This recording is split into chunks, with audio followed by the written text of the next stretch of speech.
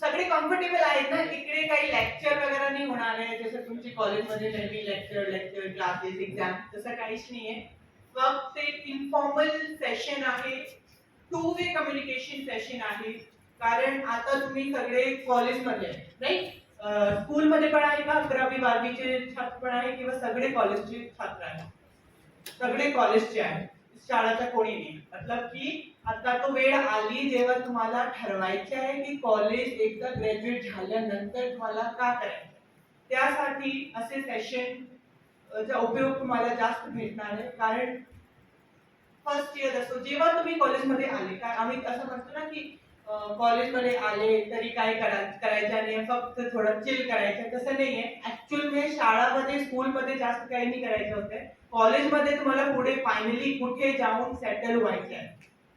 पुढचे तुमचे 30-35 जो वर्ष आहे तुम्ही का करणार आहे ते तुम्ही कॉलेजमध्ये ठरवणार. कोणते साइड मध्ये तुम्हाला जायचे आहे, कोणत्या करिअर मध्ये का निवडायचे आहे. आम्ही का म्हणतो की 11वी मध्ये सायन्स कॉमर्स या आर्ट्स घेतला तर तुमच्या क्लिअर झाला कुठे जायचंय, तसं काहीच नाहीये. ऍक्च्युअल में एकदा तुम्ही इव्हन तुम्ही ग्रॅज्युएट झाले त्याच्यानंतर तुम्हाला ठरवायचे की तुम्हाला काय करायचे. 11वी मध्ये एक स्टुडंटने सायन्स घेतला, एकने कॉमर्स घेतला, एकने आर्ट्स घेतला, ठीक आहे. एक डॉक्टर झाला, एक इंजिनियर झाला, दॅट इज ग्रॅज्युएशनची डिग्री. तुम्ही ग्रॅज्युएशन मध्ये काय केलंय, तुम्ही बीटेक केलंय, तुम्ही बीए केलंय, तुम्ही एमबीबीएस केलंय. पण त्याच्या नंतर एक प्लॅटफॉर्म असा येते की सगळे एक जो क्वालिफिकेशन क्रायटेरिया ज्यासाठी मी आता पुढे सांगणार आहे, ज्या एक्झाम बद्दल मी सांगणार आहे. करिअर गायडन्स में आमच्याकडे खूप ऑप्शन आहे. करिअर मध्ये तुम्हाला काय करायचं, लेकिन मी एक आय एस अधिकारी आहे, मी कोणता एक्झाम क्लिअर केलाय त्याच्याबद्दल मी बोलणार आहे. दुसरे एक्झाम साठी बोलण्याची माझा एक्सपिरियंस पण नाहीये आणि I am not suitable also right. CA चा एग्जाम करायचा, I am not suitable for this. तो मैं यूपीएससी एग्जाम के बारे में आपसे बात करूंगी क्योंकि मैंने वो एग्जाम क्लियर किया है. मैं कह रही थी कि ग्रेजुएशन के बाद में सब एक यूपीएससी का जो क्राइटेरिया है, आम्ही we will be talking about UPSC, ठीक आहे. यूपीएससी ची डिटेल मध्ये तुम्हाला कशा तयारी केली पाहिजे, का केलं पाहिजे, त्याच्यासाठी पुढचे 1 तास मी बोलणार आहे. थोड़ा सा प्लेटफॉर्म उसका बनाने की मैं कोशिश करती हूँ कि यूपीएससी अगर आपको करना है तो उसके लिए क्या क्वालिफिकेशन होनी चाहिए और क्या क्या चीज की जरूरत है कि आप यूपीएससी को अपना करियर, ये एक ऑप्शन है. तुमच्याकडे 100 ऑप्शन आहे, हा फक्त एक ऑप्शन है. मैं यूपीएससी के बारे में बोलूंगी उसका मतलब ये नहीं है कि आप दूसरे ऑप्शन नहीं चुनेंगे. तो आज आपको यहाँ से ये तय करके जाना है की आपका तुमच्या पुढे करिअर कोणते एरियामध्ये तुम्हाला पुढे करिअर कंटिन्यू करायचे, ठीक है. अगर आपको लगे कि आपको यूपीएससी करना है या कर सकते हो या इंटरेस्ट है तो आप वो करेंगे, नहीं है तो पुढचे सेशन जसे मॅडम ने सांगितलं दर महिन्याची मिड 15 तारीखला असे सेशन आम्ही घेणार आहे आणि असे स्पीकरला आम्ही बोलवणार आहे ज्यांनी जो एग्जाम क्लियर केलाय, तो वो he is the right person to guide you regarding this. तो मैं कह रही थी कि यूपीएससी साठी क्वालिफिकेशन का तुम्हाला फक्त ग्रेजुएट, आप ग्रेजुएट हैं तो आप क्वालिफाइड. तो ग्रेजुएट में आप किसी भी ये सब ग्रेजुएशन किसमें करें आप लोग, सगळे सगळे लोग इंजीनियरिंग. तो याचा क्राइटेरिया है सिर्फ ग्रेजुएट. आप ग्रेजुएट बीए करा आपने 3 साल का, आपने 4 साल का बीटेक करा, आपने 5 सालचा लॉ केला तुम्ही, या फिर 5.5-6 सालचा एमबीबीएस केला, कुछ फर्क नहीं पड़ता. सब बच्चे जब एक एग्जाम में बैठते हैं तो उनका क्राइटेरिया होता है, उनका क्वालिफिकेशन क्राइटेरिया होता है ग्रेजुएशन, ठीक है. तो अभी आपका फर्स्ट ईयर सेकंड ईयर जो भी ईयर चल रहा होगा, आप जब ग्रेजुएट हो जाएंगे तो आप इस एग्जाम में बैठने के लिए एलिजिबल हैं. इसका कुछ एज का क्राइटेरिया होता है, मिनिमम एज और मैक्सिमम एज, जो कि हर एग्जाम का होता है. मैंने इसकी इम्पोर्टेंट है कि इस एग्जाम की तैयारी कैसे करी जाए, कब करी जाए, कितना टाइम दिया जाए, उसके बारे में मैं थोड़ा सा मेरा पर्सनल एक्सपीरियंस बोलूंगी. मैंने एक सरकारी केंद्रीय विद्यालय शाळामध्ये माझं शिक्षण झालंय, सगळं 1 ते 12वी पर्यंत केंद्रीय विद्यालय नवोदय सारखा हे एक सेंट्रल स्कूल आहे, सरकारी स्कूल आहे. हा शाळामध्ये माझा शिक्षण झालेलं आहे. ऐसा नहीं है कि एक मोटा काहीतरी प्राइवेट स्कूल बीपीएस होता है जो कि बहुत महंगी फीस होती है, ऐसा किसी भी स्कूल में मेरा शिक्षण नहीं हुआ है. तो जो मिथ होती है ना की यूपीएससी क्लिअर करायला जो मिथ आम्ही म्हणतो की हा केला पाहिजे, हा क्रायटेरिया, नो, तो क्रायटेरिया नहीं. क्रायटेरिया फक्त काय, ग्रेजुएशन. नहीं तो कोई बहुत हाई फाई स्कूल से पढ़े हो, इंग्लिश मीडियम स्कूल से पढ़े हो, तो वो बच्चे का क्लियर होगा. तो just I think last 10 days back result out हुआ है, यूपीएससी रिजल्ट निकाला. तो वो क्रायटेरिया है, वो एक मिथ है. आप किसी भी स्कूल से पढ़ सकते हैं. जिल्हा परिषदेच्या शाळांमधून शिकलेले मुलांच्या आयएएस मध्ये चयन झालेलं आहे. नवोदय मध्ये शिकलेले मुलांच्या आयएएस मध्ये चयन झालेलं आहे. ऑब्वियसली प्राइवेट स्कूल के बच्चों का भी होता है, हाई स्कूल के, नो, बट एक सरकारी स्कूल में पढ़ के भी जिल्हा परिषद शाळांमध्ये जो आमचे शिकलेले मुलांचा चयन यूपीएससी मध्ये वो कोई क्रायटेरिया हो सकता. मेरा शिक्षण केंद्रीय विद्यालय में हुआ 12वी पर्यंत. 11वी 12वीला मी आईआईटी जेईची कोचिंग केली मी दिल्ली मध्ये. 12वी के बाद मेरा आईआईटी रुड़की में सिलेक्शन. जब आप आईआईटी कर रहे हो, बीटेक कर रहे हो, या फिर आप जो भी साइंस लेके कुछ भी कर रहे हो, तब तक मुझे पता नहीं था कि मैं आगे क्या करूंगी, और मोस्टली किसी को नहीं पता होता है, क्योंकि बहुत सारे ऑप्शंस ओपन रहते हैं. तुम्हाला इंजिनिअरिंग कंटिन्यू करायचं आहे, तुम्हाला कन्सल्टन्सी मध्ये जायचं आहे, तुम्हाला पुढे एमबीए करायचं आहे, पोस्ट ग्रेजुएशन करायचे. तो मुझे भी कोई आइडिया नहीं था. मैंने 4 साल कॉलेज में इलेक्ट्रिकल इंजीनियरिंग की. 4th ईयर में मैंने अपने ऑप्शंस, जैसे आप आज बैठे हैं यहाँ पे, मैंने भी मेरे ऑप्शंस देखे कि मैं क्या कर सकती हूँ. तो दूसरा चीज है कि तुम्हाला का आवडत है. ठीक है, अगर आप इंजीनियरिंग कर रहे हो, बीटेक कर रहे हो, सुंदर पिचई का आपने नाम सुना होगा, उसने एक रेगुलर सी कॉलेज से बीटेक किया है. वो कोई बहुत आईआईटीएन भी नहीं है. ठीक है, आई थिंक एमआईटी नॉट वो वाला एमआईटी देसी में चेन्नई का एमआईटी, वहां से उन्होंने बीटेक किया है. नाउ ही इज, कौन है सुंदर पिचई? CEO Google. राइट. तो मैं एक बेस बनाने की कोशिश कर रही हूँ कि अगर मैं आज यूपीएससी के बारे में बात कर रही हूँ तो जरूरी नहीं है कि आप यूपीएससी ही करेंगे. आपको आप अपने कहीं से बीटेक किया, उसके बाद में एक किसी भी कॉलेज से आप आगे अपना करियर बना सकते हैं. दूसरी चीज ये मिथ है कि आईआईटी के ही बच्चे यहाँ जाते हैं कि वहां जाते हैं कि अच्छा करते हैं. मैं खुद आईआईटी से पढ़ी हूँ.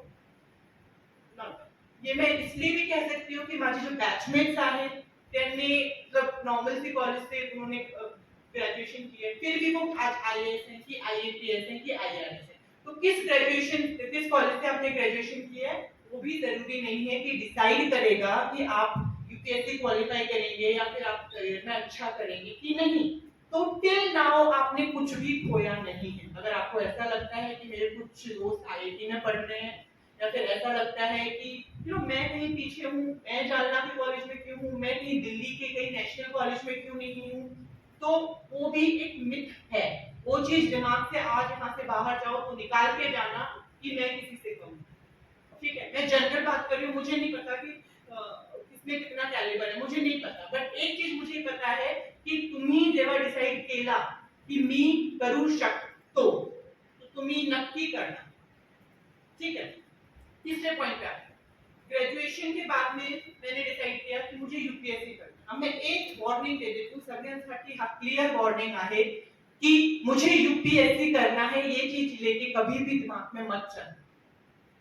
बैकअप बहुत जरूरी है. यूपीएससी नहीं हुआ तो एमपीएससी करेंगे, एमपीएससी नहीं हुआ तो कुछ और करेंगे. राइट. एसएससी का एग्जाम देंगे. ये बड़े मोटे मतलब बहुत सारे एग्जाम्स हैं. एक पॉजिटिव पॉइंट ये है कि सगळे एग्जाम साठी, ये जो सगळे एक कैटेगरी के एग्जाम, ये कोई टेक्निकल एग्जाम नहीं है, ये डॉक्टर बनने के एग्जाम नहीं, ये सगळे एग्जाम है. इसकी तैयारी जो है मोर और लेस सेम करनी पड़ती. इनका सिलेबस मोर और लेस सेम है. थोड़ा सा कमी, थोड़ा सा जास्त, एक काहीतरी सेपरेट टॉपिक, एक एडिशनल टॉपिक, एक कोई कम टॉपिक, जिसमें मैं डिटेल में आऊंगी. अभी मैं थोड़ा सा बेस बनाने की कोशिश कर रही हूँ. तो ये सब एग्जाम को क्लब करके, यानी यूपीएससी नहीं तो एमपीएससी नहीं तो कुछ और में, ये सगळे बैकअप क्यों होने चाहिए, क्योंकि आप जो तैयारी कर रहे हो ना, यूपीएससीचा सिलेबस जो आहे सगळं जनरल नॉलेजचा सिलेबस आहे, काही टेक्निकल नाही आहे त्याच्यात एक्सेप्ट फॉर ऑप्शनल. तो वो सारा सिलेबस आपको दूसरी जगह भी यूज आएगा. एमपीएससी मध्ये पण सेम सिलेबस आहे. मतलब मैं एमपीएससी के बारे में नहीं बोल पाऊंगी ज्यादा, पर Rajasthan public service exam RPSC, हर स्टेट का एक स्टेट सर्विस एग्जाम होता है. तो मैंने आरपीएससी दिया है, इसलिए मैं उसके बारे में बोल सकती हूँ. ठीक है. तो मैं यूपीएससी की मैं जब तैयारी कर रही थी, तो मैं कॉलेज से पास हुई. सबसे फर्स्ट चीज होती है कि सारी मिथ निकाल दो इसको दिमाग से. मिथ लेके चलोगी ना, मिथ अभी और भी आती है, वो मिथ आर कमिंग. एक मिथ होती है की हिंदी मीडियम किंवा मराठी मीडियमचे जो मूल आहे त्यांचं सिलेक्शन कमी होतं यूपीएससी आणि इंग्लिश मीडियम का ज्यादा होता है. ये भी मिथ है. मेरे खुद के हस्बैंड जो सीईओ औरंगाबाद है, वो हिंदी मीडियम से पढ़े हैं. वो बीए करके हिंदी मीडियम से पढ़े हैं और उनका पहले अटेम्प्ट में आईपीएस में सिलेक्शन हुआ, दूसरे अटेम्प्ट में उनका आईएएस में सिलेक्शन हुआ. तो वो एक बहुत अच्छा एग्जांपल है ये बताने के लिए कि हिंदी मीडियम और आपके लिए मराठी मीडियम लागू होता है, क्योंकि वो राजस्थान से है तो त्यांचा हिंदी मीडियम होता, माझा इंग्लिश मीडियम होता. पर तुमचा मराठी मीडियम आहे, तो ये भी एक मिथ है कि मराठी मीडियम वाले बच्चों का नहीं होगा, इंग्लिश मीडियम वालों का होगा. यूपीएससी इतना लेवल प्लेइंग फील्ड आपको उपलब्ध कराते. इनफॅक्ट शेवटचा टप्पा यूपीएससीचा इंटरव्ह्यू आहे, त्याच्यात पण तुम्हाला ऑप्शन दिला जातं तुम्हाला कोणती लँग्वेज मध्ये इंटरव्ह्यू द्यायचा आहे. कोणताही अशा कंपल्शन नाही आहे की तुम्हाला इंग्लिश मध्ये द्यायचं. तुम्ही हिंदी मध्ये कंफर्टेबल आहे, तुम्ही हिंदी मध्ये इंटरव्यू मध्ये बसू शकते. और हम बात करें नेशनल लेवल एग्जाम की, तो जब हमारा देश में इतना लेवल प्लेइंग फील्ड बनाया गया है, रूल्स ऐसे बनाए हैं कि किसी को भी कभी कोई कम नहीं आंकड़ा जाए, क्योंकि एक लैंग्वेज के बेस पे ये डिसाइड नहीं होता आपका दिमाग कितना तेज है, ये डिसाइड नहीं होगा कि आपकी लैंग्वेज कौन सी है. राइट. तो इसलिए ये जो लैंग्वेज का जो मिथ है, this is also proven. This does not exist. If you can not speak in English, UPSC का जो एग्जाम क्लियर करके उनको कौन क्या बोलते हैं उनको इंग्लिश बोला भी करना क्या है. हाँ, त्यांना काही होस्ट करने के लिए कोई नहीं चाहिए ना, उनको कोई सेक्रेटरी तो नहीं चाहिए. तो English is not needed. English is not needed. आपको सगळे तुम्हाला जो प्रिलिम्स होते हैं ते पण हिंदी मध्ये क्वेश्चन दिले जाते हैं. मेन्स होता है वो भी आप अपने लँग्वेज मध्ये दे सकते, इंक्लुडिंग ऑल द 22 लँग्वेज. आमची जो ऑफिशियल लँग्वेजेस आहेत भारत देशाची, जे सगळी लँग्वेज मध्ये तुम्ही हे सगळे तीन जो स्टेप है प्रीलिम्स, मेंस एंड इंटरव्यू आप दे सकते हो. और उसमें कोई डिस्पैरिटी नहीं है डिपेंडिंग ऑन आपके इंटरव्यू, डिपेंडिंग ऑन आपका आईक्यू कैसे काम करता है, आपकी सोच कैसी, आपकी डिसीजन मेकिंग कैसी है, वो जज करेंगे इंटरव्यू से. तुमची कोणती लँग्वेज मध्ये तुम्ही एग्जाम दिलाय तो क्राइटेरिया कुठेही नाही. ठीक है. तो ये एक लँग्वेज वाला मिथ हो गया. फिर हम आते हैं की एकदा तुम्ही ग्रॅज्युएट झाले त्याच्यानंतर तुम्हाला तयारी करायची. ठीक है. फिर उसमें आता है, तब थोड़ा मैं जानना चाहूंगी यहाँ पे कि कितने बच्चे हैं जिसने यूपीएससी का काहीतरी थोड़ा बहुत भी देखा है कि सिलेबस क्या होता है, तैयारी क्या होती है, कि कशा करा तैयारी मध्ये का करावा लागतं. एनीबडी जिसका थोड़ा भी इंटरेस्ट है इसमें करने का, कोई हाथ खड़ा करो. नहीं, 2 लोग हैं बस. मतलब आपको कितना पता है यूपीएससी के बारे में? about the syllabus, the paper pattern. जैसे ये फर्स्ट ये होता है प्रीलिम्स एग्जाम, तो 2 पेपर होते हैं. फर्स्ट एक सी सेट के होते हैं और एक लैंग्वेज के. तो लैंग्वेज जो होता है, सी सेट जो होता है तो qualifying paper as a qualifying paper देते हैं. 25% से सिलेक्शन होता है. देन अगेन मेंस में 8 एग्जाम होती है, 4 होते हैं अपनी. ठीक है. मतलब इनको पता है यांचा एक ऑप्शन आहे की मैं पुढे जाऊन मला यूपीएससी करायची, किंवा यू हैव डिसाइडेड की करना है. That is one thing. आप लोग भी एक चीज मैं बताऊंगी, डिसाइड कर लो आज की डेट में ही, because it's already very late. आपने सुना होगा जो यूपीएससी करते हैं वो बताते हैं कि मैंने तो 11th में ही शुरू कर दिया था तैयारी, है ना. तो भाई उन्होंने 11th में कर दिया तो तुम एटलीस्ट आज तो करो शुरू तैयारी. तैयारी का मतलब क्या होता है? तैयारी का मतलब ये नहीं की तुम्ही सगळं तैयारी केला, मी उद्या बसणार आहे किंवा 2 महिन्यानंतर मी बसणार आहे का. तैयारी वो नहीं होती. तैयारी है कि मुझे करना क्या है. ठीक है. जब आपने एक बार तुम्ही ठरवला की मला का करायचंय, त्याचे नंतर डेली बेस पे आपके दिमाग में वो चीज रहेगी. आप न्यूज़पेपर पढ़ना शुरू करें. राइट. न्यूज़पेपर. तो मैं धीरे धीरे आ रही हूँ. ये आज का सेशन हम थोड़ा सा इन्फॉर्मल रखेंगे, जास्त मला डिटेल मध्ये नहीं कहते हैं. नेक्स्ट मीटिंग में maybe we will pinpoint detail में और डिटेल में जाऊंगी. बट आज मैं सिर्फ ये डिसाइड करवाने की कोशिश कर रही हूँ कि तुम्हाला करायचं आहे, का करायचं, और फिर ये करना है. तो बैकअप के लिए इसका कहाँ यूज करोगे जब आप यूपीएससी की तयारी करते हो त्याच्यासाठी 4 जीएस के पेपर होते हैं, जनरल स्टडीज के 4 एग्जाम्स आए और जनरल स्टडीज में सबको पता है क्या होता है, उसमें सारा जनरल नॉलेज की सारी चीजें होती है, उसका सिलेबस ही है कि 12th तक का उसमें सिलेबस होता है, उसमें ग्रेजुएशन लेवल का वो कुछ नहीं पूछते। 2 ऑप्शनल सब्जेक्ट होते हैं, तुम्ही कोणताही ऑप्शनल सब्जेक्ट घेऊ शकता, तुमचे ग्रॅज्युएशनचा सब्जेक्ट तुम्ही घेऊ शकता, ठीक आहे। तुम्हाला कोई सेपरेट, माझ्या इलेक्ट्रिकल इंजिनिअरिंग मध्ये मी ग्रॅज्युएशन केली होती, पण तरी पण मी माझा ऑप्शनल सब्जेक्ट होता जिओग्राफी, ठीक आहे। तो ऑप्शनल सब्जेक्ट में ग्रेजुएशन पर्यंत तुम्हाला तैयारी करावी लागते, लेकिन ऑप्शनल की कैटेगरी में आई थिंक 20-25 ऑप्शनल है, आप कुछ भी ले सकते हो डिपेंडिंग ऑन योर इंटरेस्ट, ठीक है। फिर एक अगर थोड़ा और एक कदम आगे जाओगे तो मला ऑप्शनल कोणता घ्यायचा ये डिसाइड करने के लिए भी मिथ है इसमें। एक मिथ क्या होता है कि एक पर्टिकुलर सब्जेक्ट में अच्छे नंबर आते हैं, दूसरे में नहीं आते, ठीक है। ऑप्शनल में तुम्हें मराठी साहित्य भी आप ले सकते हो, मराठी लैंग्वेज भी आप ले सकते हो, हिंदी लैंग्वेज ले सकते हो, कोई भी ले सकते हो। तो जब आप ऑप्शनल डिसाइड करेंगे तो भी आप अपना इंटरेस्ट दें, मैं ये बोलूँ, ठीक है। आप इन्होंने बोला 8 एग्जाम होते हैं, 4 उसमें से जीएस के होते हैं, 2 उसमें ऑप्शनल होते हैं, 1 ऐसे का होता है। ये 7 सब्जेक्ट के मार्क्स होते हैं, 250 मार्क्स, इस हिसाब से 7 into 250 ये आपका एग्जाम होता है।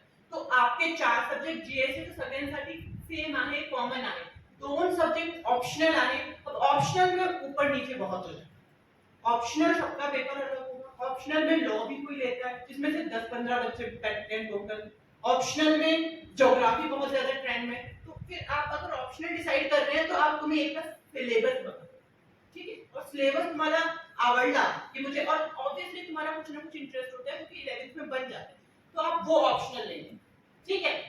इसके बाद में चलो ऑप्शनल लेना ये सब एक बार आप तुम्हें ठरवलं कि मला कोणती तयारी करायची, लेकिन जो मेन इंपॉर्टेंट चीज मैं आपको बताती हूँ, साइंस बच्चों का लैक्यूने क्या रह जाता है, वो कहाँ पीछे रह जाते हैं साइंस के बच्चे इंक्लूडिंग मी, कि हम लोगों को ना जीएस से कोई लेना देना नहीं होता 4 साल, है ना, कोई लेना कुछ मतलब ही नहीं है। आर्ट्स के जो बीए वगैरह करते हैं उनका फिर भी 1-2 आ जाता है, पब्लिक का बैड वगैरह आ जाता है, ठीक है। साइंस के बच्चों का 4 साल तक कुछ जीएस से लेना नहीं देना नहीं होता। बट एक चीज ये भी बता देती हूँ कि साइंस के बच्चों का ना आईक्यू बहुत तेज हो जाता है क्योंकि जो वो पढ़ाई कर रहे होते हैं उस वजह से, ठीक है। तो इसीलिए माझ्या बॅच मध्ये पण 67% इंजिनिअरिंग बॅकग्राऊंडचे मुलं होते, 67%, यू नो, ये तो इंजीनियरिंग बैकग्राउंड के बच्चे होते थे। तो इसलिए आप कुछ भी अगर आप कॉलेज से निकलने के बाद आप शुरू करोगे तो आपको ग्रैब करने में आसानी होगी, आप समझ सकते हो। तो ऐसा नहीं कि मैं ज्योग्राफी तो मुझे पता ही नहीं है, पर आप देखोगे you can do it, you can get it. अब आते हैं एक पुढचे मिथ, पुढचा मिथ काय आहे की यूपीएससी साठी आम्हाला दिल्लीला जावं लागतं, दिल्लीमध्ये कोचिंग घ्यावी, तिथे जाण्याशिवाय तो ये क्लियर करू शकत नाही, ऐसा मिथ है ना। और हम तो है भाई जानना नहीं, अब कैसे जाएं दिल्ली, राइट, क्या करें। तो मैं अपना एग्जांपल देती हूँ, मेरे पेरेंट्स दिल्ली में रहते हैं, मैं 25 साल से मेरी फॅमिली दिल्ली में, माझं सारं शिक्षण दिल्लीमध्ये झालं होतं, ते कॉलेज पास झाल्यानंतर मी परत दिल्लीमध्ये घरी बसून मी तयारी केली होती, मैंने एक भी सब्जेक्ट की कोचिंग नहीं ली, मतलब मैं दिल्ली में थी फिर भी मैंने कोचिंग नहीं ली, क्योंकि कोचिंग मतलब कहते हैं कोचिंग शिवाय इट्स नॉट पॉसिबल, शक्य नहीं। एवढी भीड़ हर साल वहां पे सब देश से लोग जाते हैं, मुखर्जी नगर 2-3 ठिकाण आहे, तिकडे ते रेंटवर खोली घेतात आणि तिकडे ते कोचिंग करतात, 1-2 वर्ष कोचिंग करतात, बहुतों का होता भी बहुत अच्छी सिलेक्शन। पर मैं मिथ की बात कर रही हूँ, मैं रेयर कोई चीज की बात कर रही हूँ की मी कोणतीही कोचिंग नहीं घेतली, ज्योग्राफी ऑप्शनल मध्ये कोचिंग मस्ट है, मतलब ऐसा बोलते हैं कि, और अवेलेबिलिटी पर डिपेंड करते हैं, कोचिंग भी बहुत अवेलेबल है और इट्स लाइक वेरी इंपॉर्टेंट। तो मैंने कोई कोचिंग नहीं ली, मैंने घर पे बैठ के तैयारी करी। अब घर पे बैठ के कैसे तैयारी करती, कैसे पॉसिबल है। तो हम अभी मैंने तो I started my preparation in 2015, ठीक है, फिर वी आर इन 2023, आज के टाइम पे तो मुझे लगता है त्यापेक्षा जास्त रिसोर्सेस ऑनलाइन अवेलेबल आहे, तुम्हाला फक्त पाहिजे एक लॅपटॉप आणि नेटचा कनेक्शन, तुम्ही शोधा, गूगल पर टाइप करा। मैं अब ये चीज मैं यूपीएससी के लिए नहीं बोल रही, मैं किसी भी एग्जाम के लिए बोल रही, तुम्हाला महाराष्ट्र एमपीएससी द्यायचे आहे, तुम्ही शोधा, त्याच्यात तुम्हाला सगळं जो मटेरियल है ऑनलाइन मिळून जाईल, ठीक है। बहुत इझिली आप टॉपर्सचे ब्लॉग तुम्ही बघा, त्याच्यात तुम्हाला सब्जेक्ट वाईज, टॉपिक वाईज कोणता रिसोर्स बेस्ट आहे तुम्हाला मिळून जाईल तिकडे. त्याचा पॉझिटिव्ह पॉइंट काय आहे ना, कोचिंग मध्ये तुम्हाला फक्त एक सोर्स दिला जाईल, एक टीचर तुमच्या ज्योग्राफी का पुस्तकाचे एक सोर्स असेल, ठीक है, तो तुम लिमिटेड हो जाओगे फिर उस सोर्स तक. अब ऑनलाइन अगर देखोगे, मतलब मैं ये नहीं कह रही कोचिंग लेना कुछ गलत है, घ्या तुम्ही कोचिंग, बट तुम्ही वो कोचिंग के मटेरियल और उस टीचर तक खुद को सीमित मत रखो, ठीक है. इनफैक्ट कोई भी पेपर की तैयारी कर रहे हो ना, चार आंख कान सब खुला रखो, हमेशा अपडेट रहो. ऑनलाइन तुम्ही चेक करा की मैं चलो आज मेरे को एंशियंट हिस्ट्री मेरे को पढ़ना है आणि हा तुम्हाला जीएस चा टॉपिक आहे. इनफॅक्ट हर एग्जाम के लिए जीएस ची तयारी तुम्हाला करावी लागते. एंशियंट हिस्ट्री साठी बेस्ट सोर्स कोणता आहे, बेस्ट आणि कन्साइज तुम्हाला बुक मिळून जाईल बाबा, तिकडे तुम्हाला हँड रिटन नोट मिळून जाईल, प्रिंट काढायचे, मगअप करायचे, झाला तुमचा एक टॉपिक. तो इसके लिए स्मार्टली तयारी करायची, कारण आता यूपीएससी एग्जाम ये अनप्रेडिक्टेबल झाला, अनप्रेडिक्टेबल मतलब वो लोग इतना, उनको क्या है ना, उनको बहुत ही ज्यादा स्मार्ट बच्चे चाहिए. उनको ऐसे नहीं कि ये किताब पढ़ ली तो इसी में से क्वेश्चन देंगे. एप्लीकेशन बेस्ड आता क्वेश्चन पेपर झालेला आहे. तुम्हाला कन्सेप्चुअल अंडरस्टँडिंग खूप महत्वाची आहे. सपोज इकोनॉमिक्स आप पढ़ रहे हो, उसमें कोई एक रेपो रेट है, repo rate they will never ask you कि what is repo rate, what is reverse repo rate, they will never ask you. Repo rate की एप्लीकेशन ते तुम्हाला विचारणार है, तो वहां पे आपको माइंड अप्लाई करना है. तो हर चीज की एप्लीकेबिलिटी महत्वाची है. तो एक बुक तक आप लिमिट नहीं कर सकते, आपको बहुत सारे सोर्स देखने पड़ेंगे. उस टॉपिक के लिए सगळ्यात बेस्ट बुक कोणती आहे, सोर्स काय आहे, ते तुम्हाला पहले फाइनल करना पड़ेगा. मैं मेरा बताती हूँ. तो I started studying for UPSC. मैंने सिलेबस निकाला, ठीक है.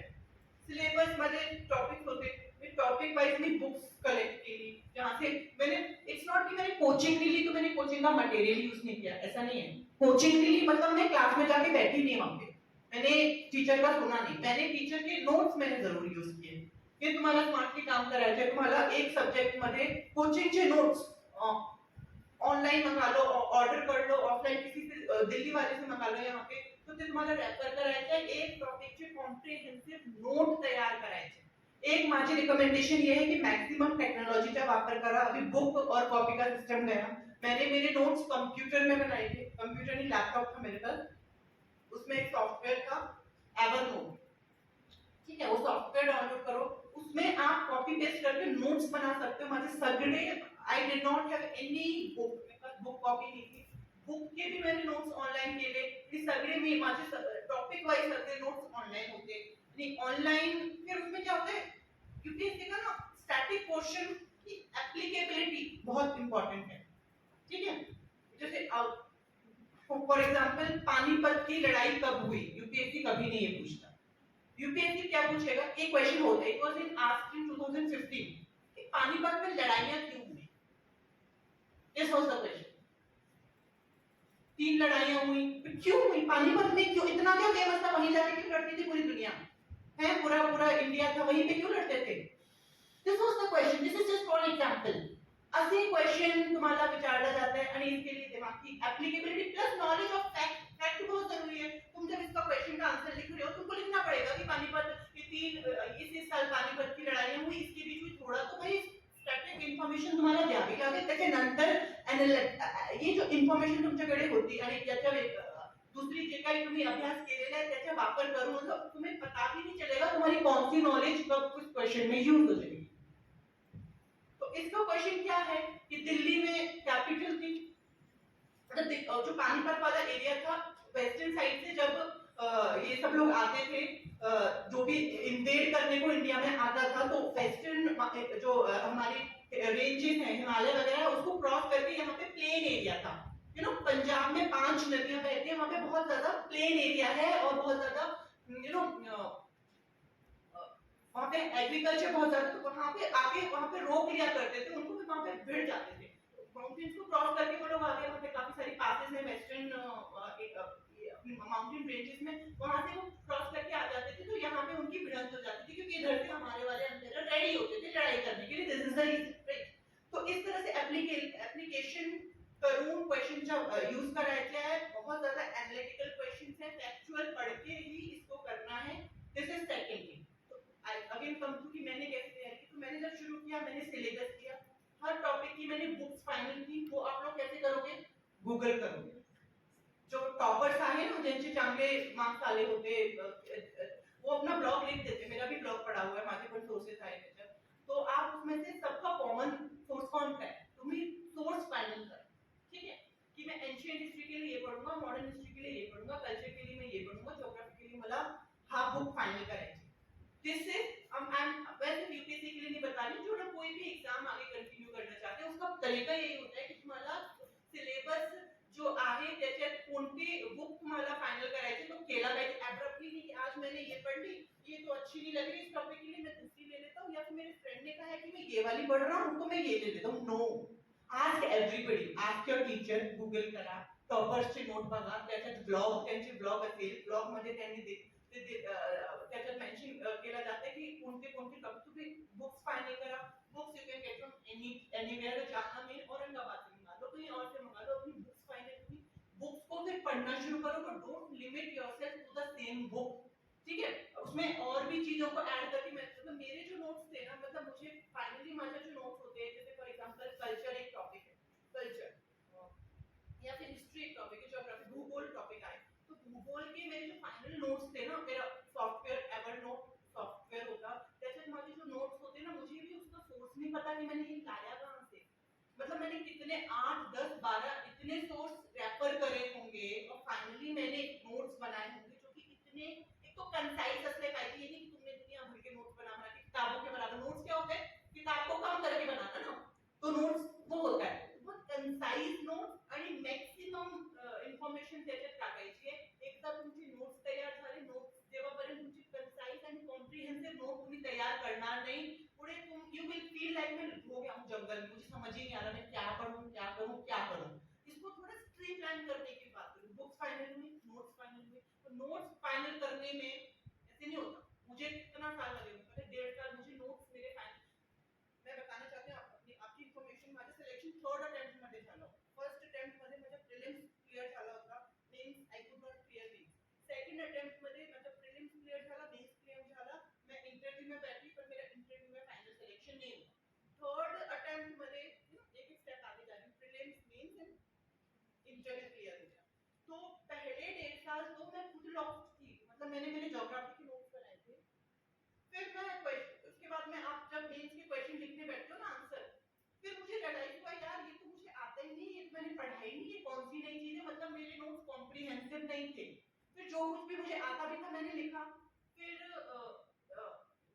यहाँ पे टेस्ट सीरीज होती है, मतलब बेसिकली आप आंसर लिखते हो और आपको चेक करके वो देते हैं कि तुम्हें कितनी स्कोर केला, टेस्ट सीरीज मैंने की थी, कोचिंग ली, पर टेस्ट सीरीज में मैंने रियलाइज की आंसर की क्वालिटी इतनी खराब है, वो मुझे उसमें से 10 में से 2 नंबर 2.5 नंबर, ये स्टेज थी, ये स्टेज आपका भी आएगा, but that does not mean कि आप आगे नहीं उसको इंप्रूव करोगे, तभी तो इंप्रूव करोगे ना, फिर आई रियलाइज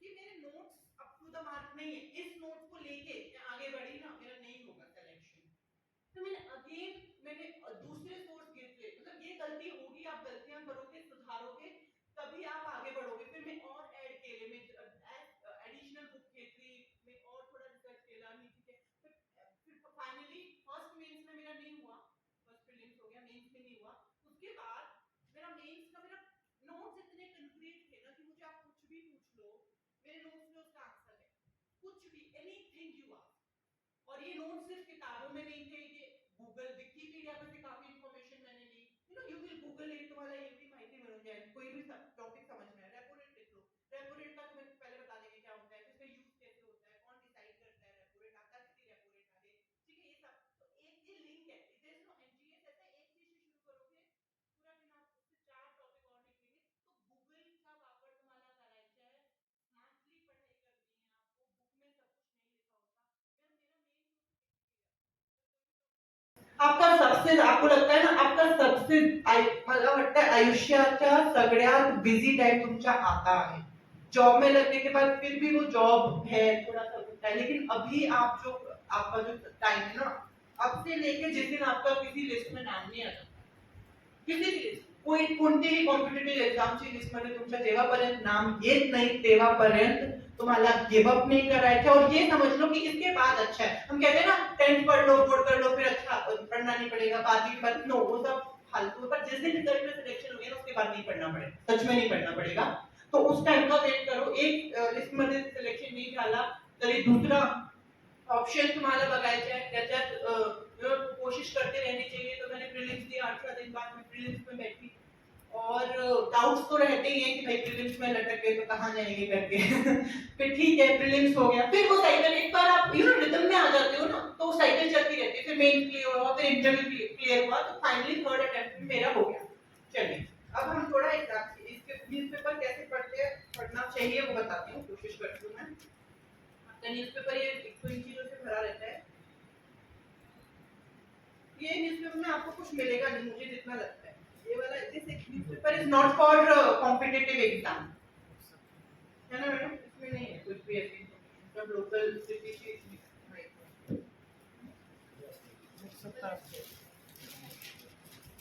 ठीक है। एक मुझे दिख रहा है राज्यात 5220 मेगावाट ऊर्जा निर्मिती होणार, ठीक है। उपमुख्यमंत्री फडणवीस यांच्या उपस्थितीत करार।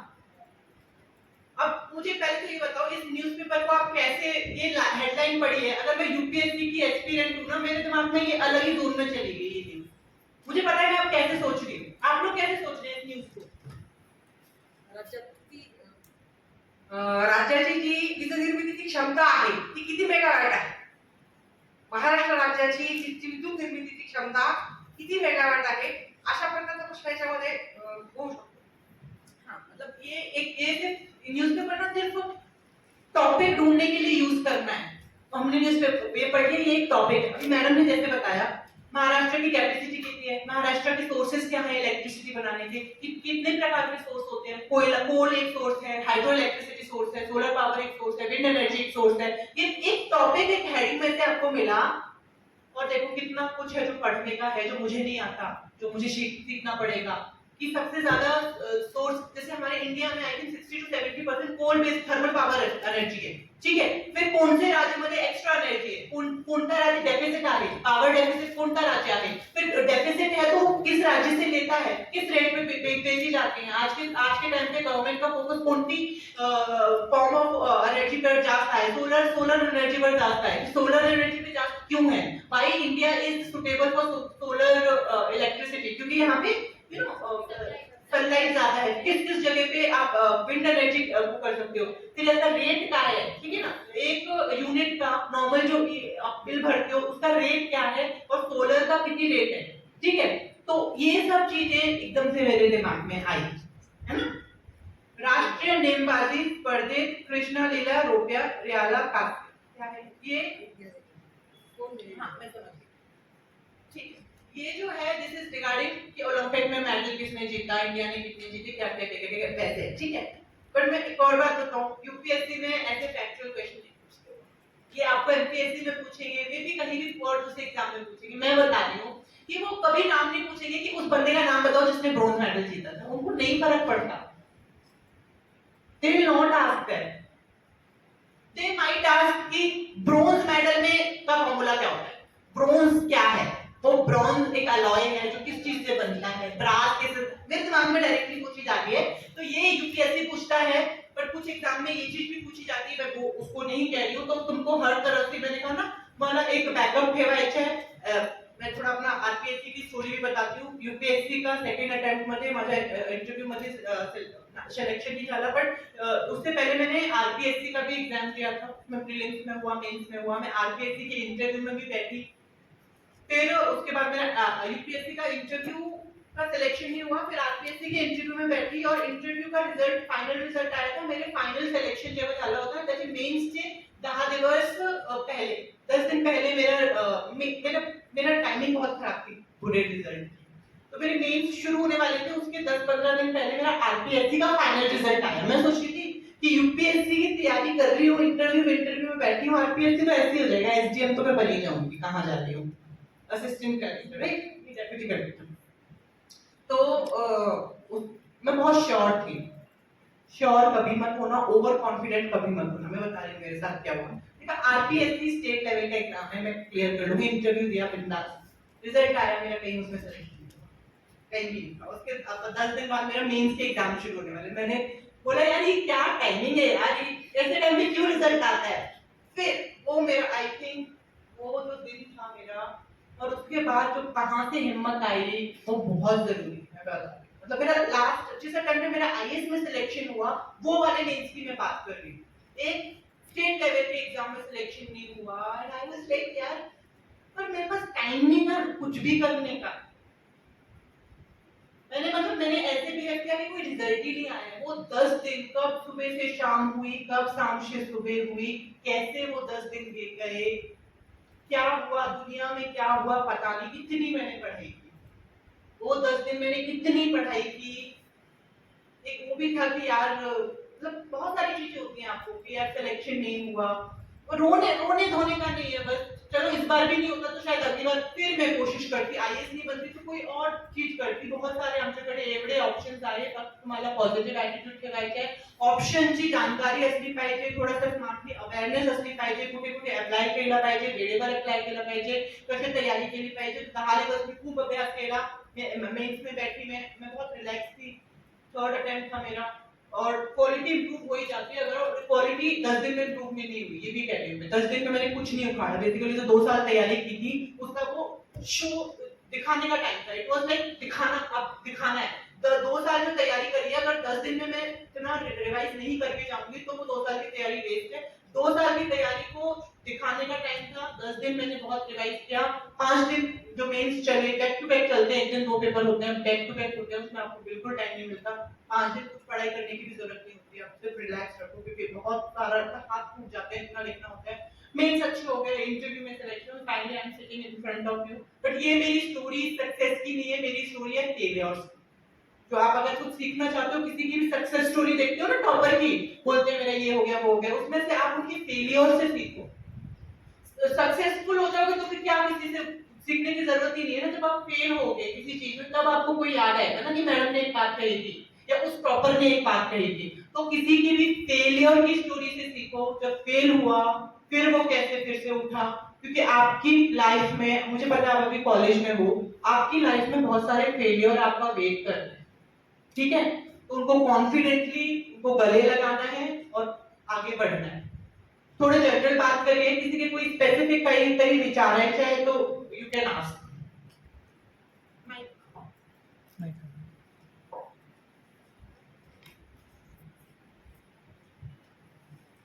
कोणाला काही विचारायचं आहे का मॅडम?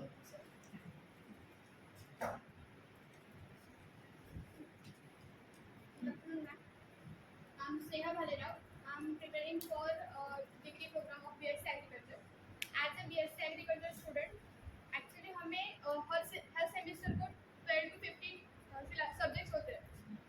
तो आई वांट टू आस्क कि ये सब्जेक्ट्स के साथ यूपीएससी की टाइम मैनेजमेंट कैसे करें, क्योंकि एग्जाम्स 1 महीना हमारे एग्जाम्स चलते हैं, practical 15 days and theory 15 days semester and. तो फिर ये इसके साथ साथ यूपीएससी की प्रिपरेशन कैसे करें? देखो, अभी आप जहाँ हो ना उस चीज को 100% दो, ठीक है। आगे का ज्यादा सोचना भी नहीं चाहिए। कुछ लोग जो कहते हैं ना मैंने स्कूल से खुद तैयारी करनी शुरू कर दी, उसकी जरूरत भी नहीं है। सच बताओ, और जो कहते हैं तो तैयारी शुरू का मतलब है it was in their mind की मुझे तैयारी करायची आहे। आता तुम्ही कॉलेजमध्ये आहे, तुम्ही 100% फोकस कॉलेज में आप अपना दो, कॉलेज में अच्छे नंबर लेके आओ, कॉलेज में करो। और आई एम वेरी श्योर कि आपके पास टाइम मिलता है, ऐसा नहीं आप पूरे टाइम बिजी रहते हो। उस टाइम आप एक मेंटल स्टेट तशी ठेवा की मला यूपीएससी करायचे, क्योंकि मैं बता रही हूँ आपको ग्रेजुएट होने के बाद में you will have plenty of time. जब आपको डेडिकेटेड तैयारी करने से तुम्हारा वेट मिलना है तो तभी आप करो। बिल्कुल ये स्ट्रेस लेने की जरूरत नहीं है। वैसे भी यूपीएससी के ऐसा एग्जाम में आप किसी दूसरी चीज के साथ आप 100% तो नहीं दे पाओगे। तो अगर आप 20% भी तैयारी कर रहे हो, 80% अपने ग्रेजुएशन को दो, 20% टाइम मिलता है उसमें, जैसे मैंने कहा न्यूज़पेपर पढ़ो, थोड़े नोट्स बनाओ, बट करना ही है क्योंकि वो आप कर भी नहीं पाओगे। उसके लिए आपको डेडिकेटेड एकदा तुम्ही ग्रॅज्युएशन झाली त्याच्यानंतर प्लॅन करा, but this preparation should help you there.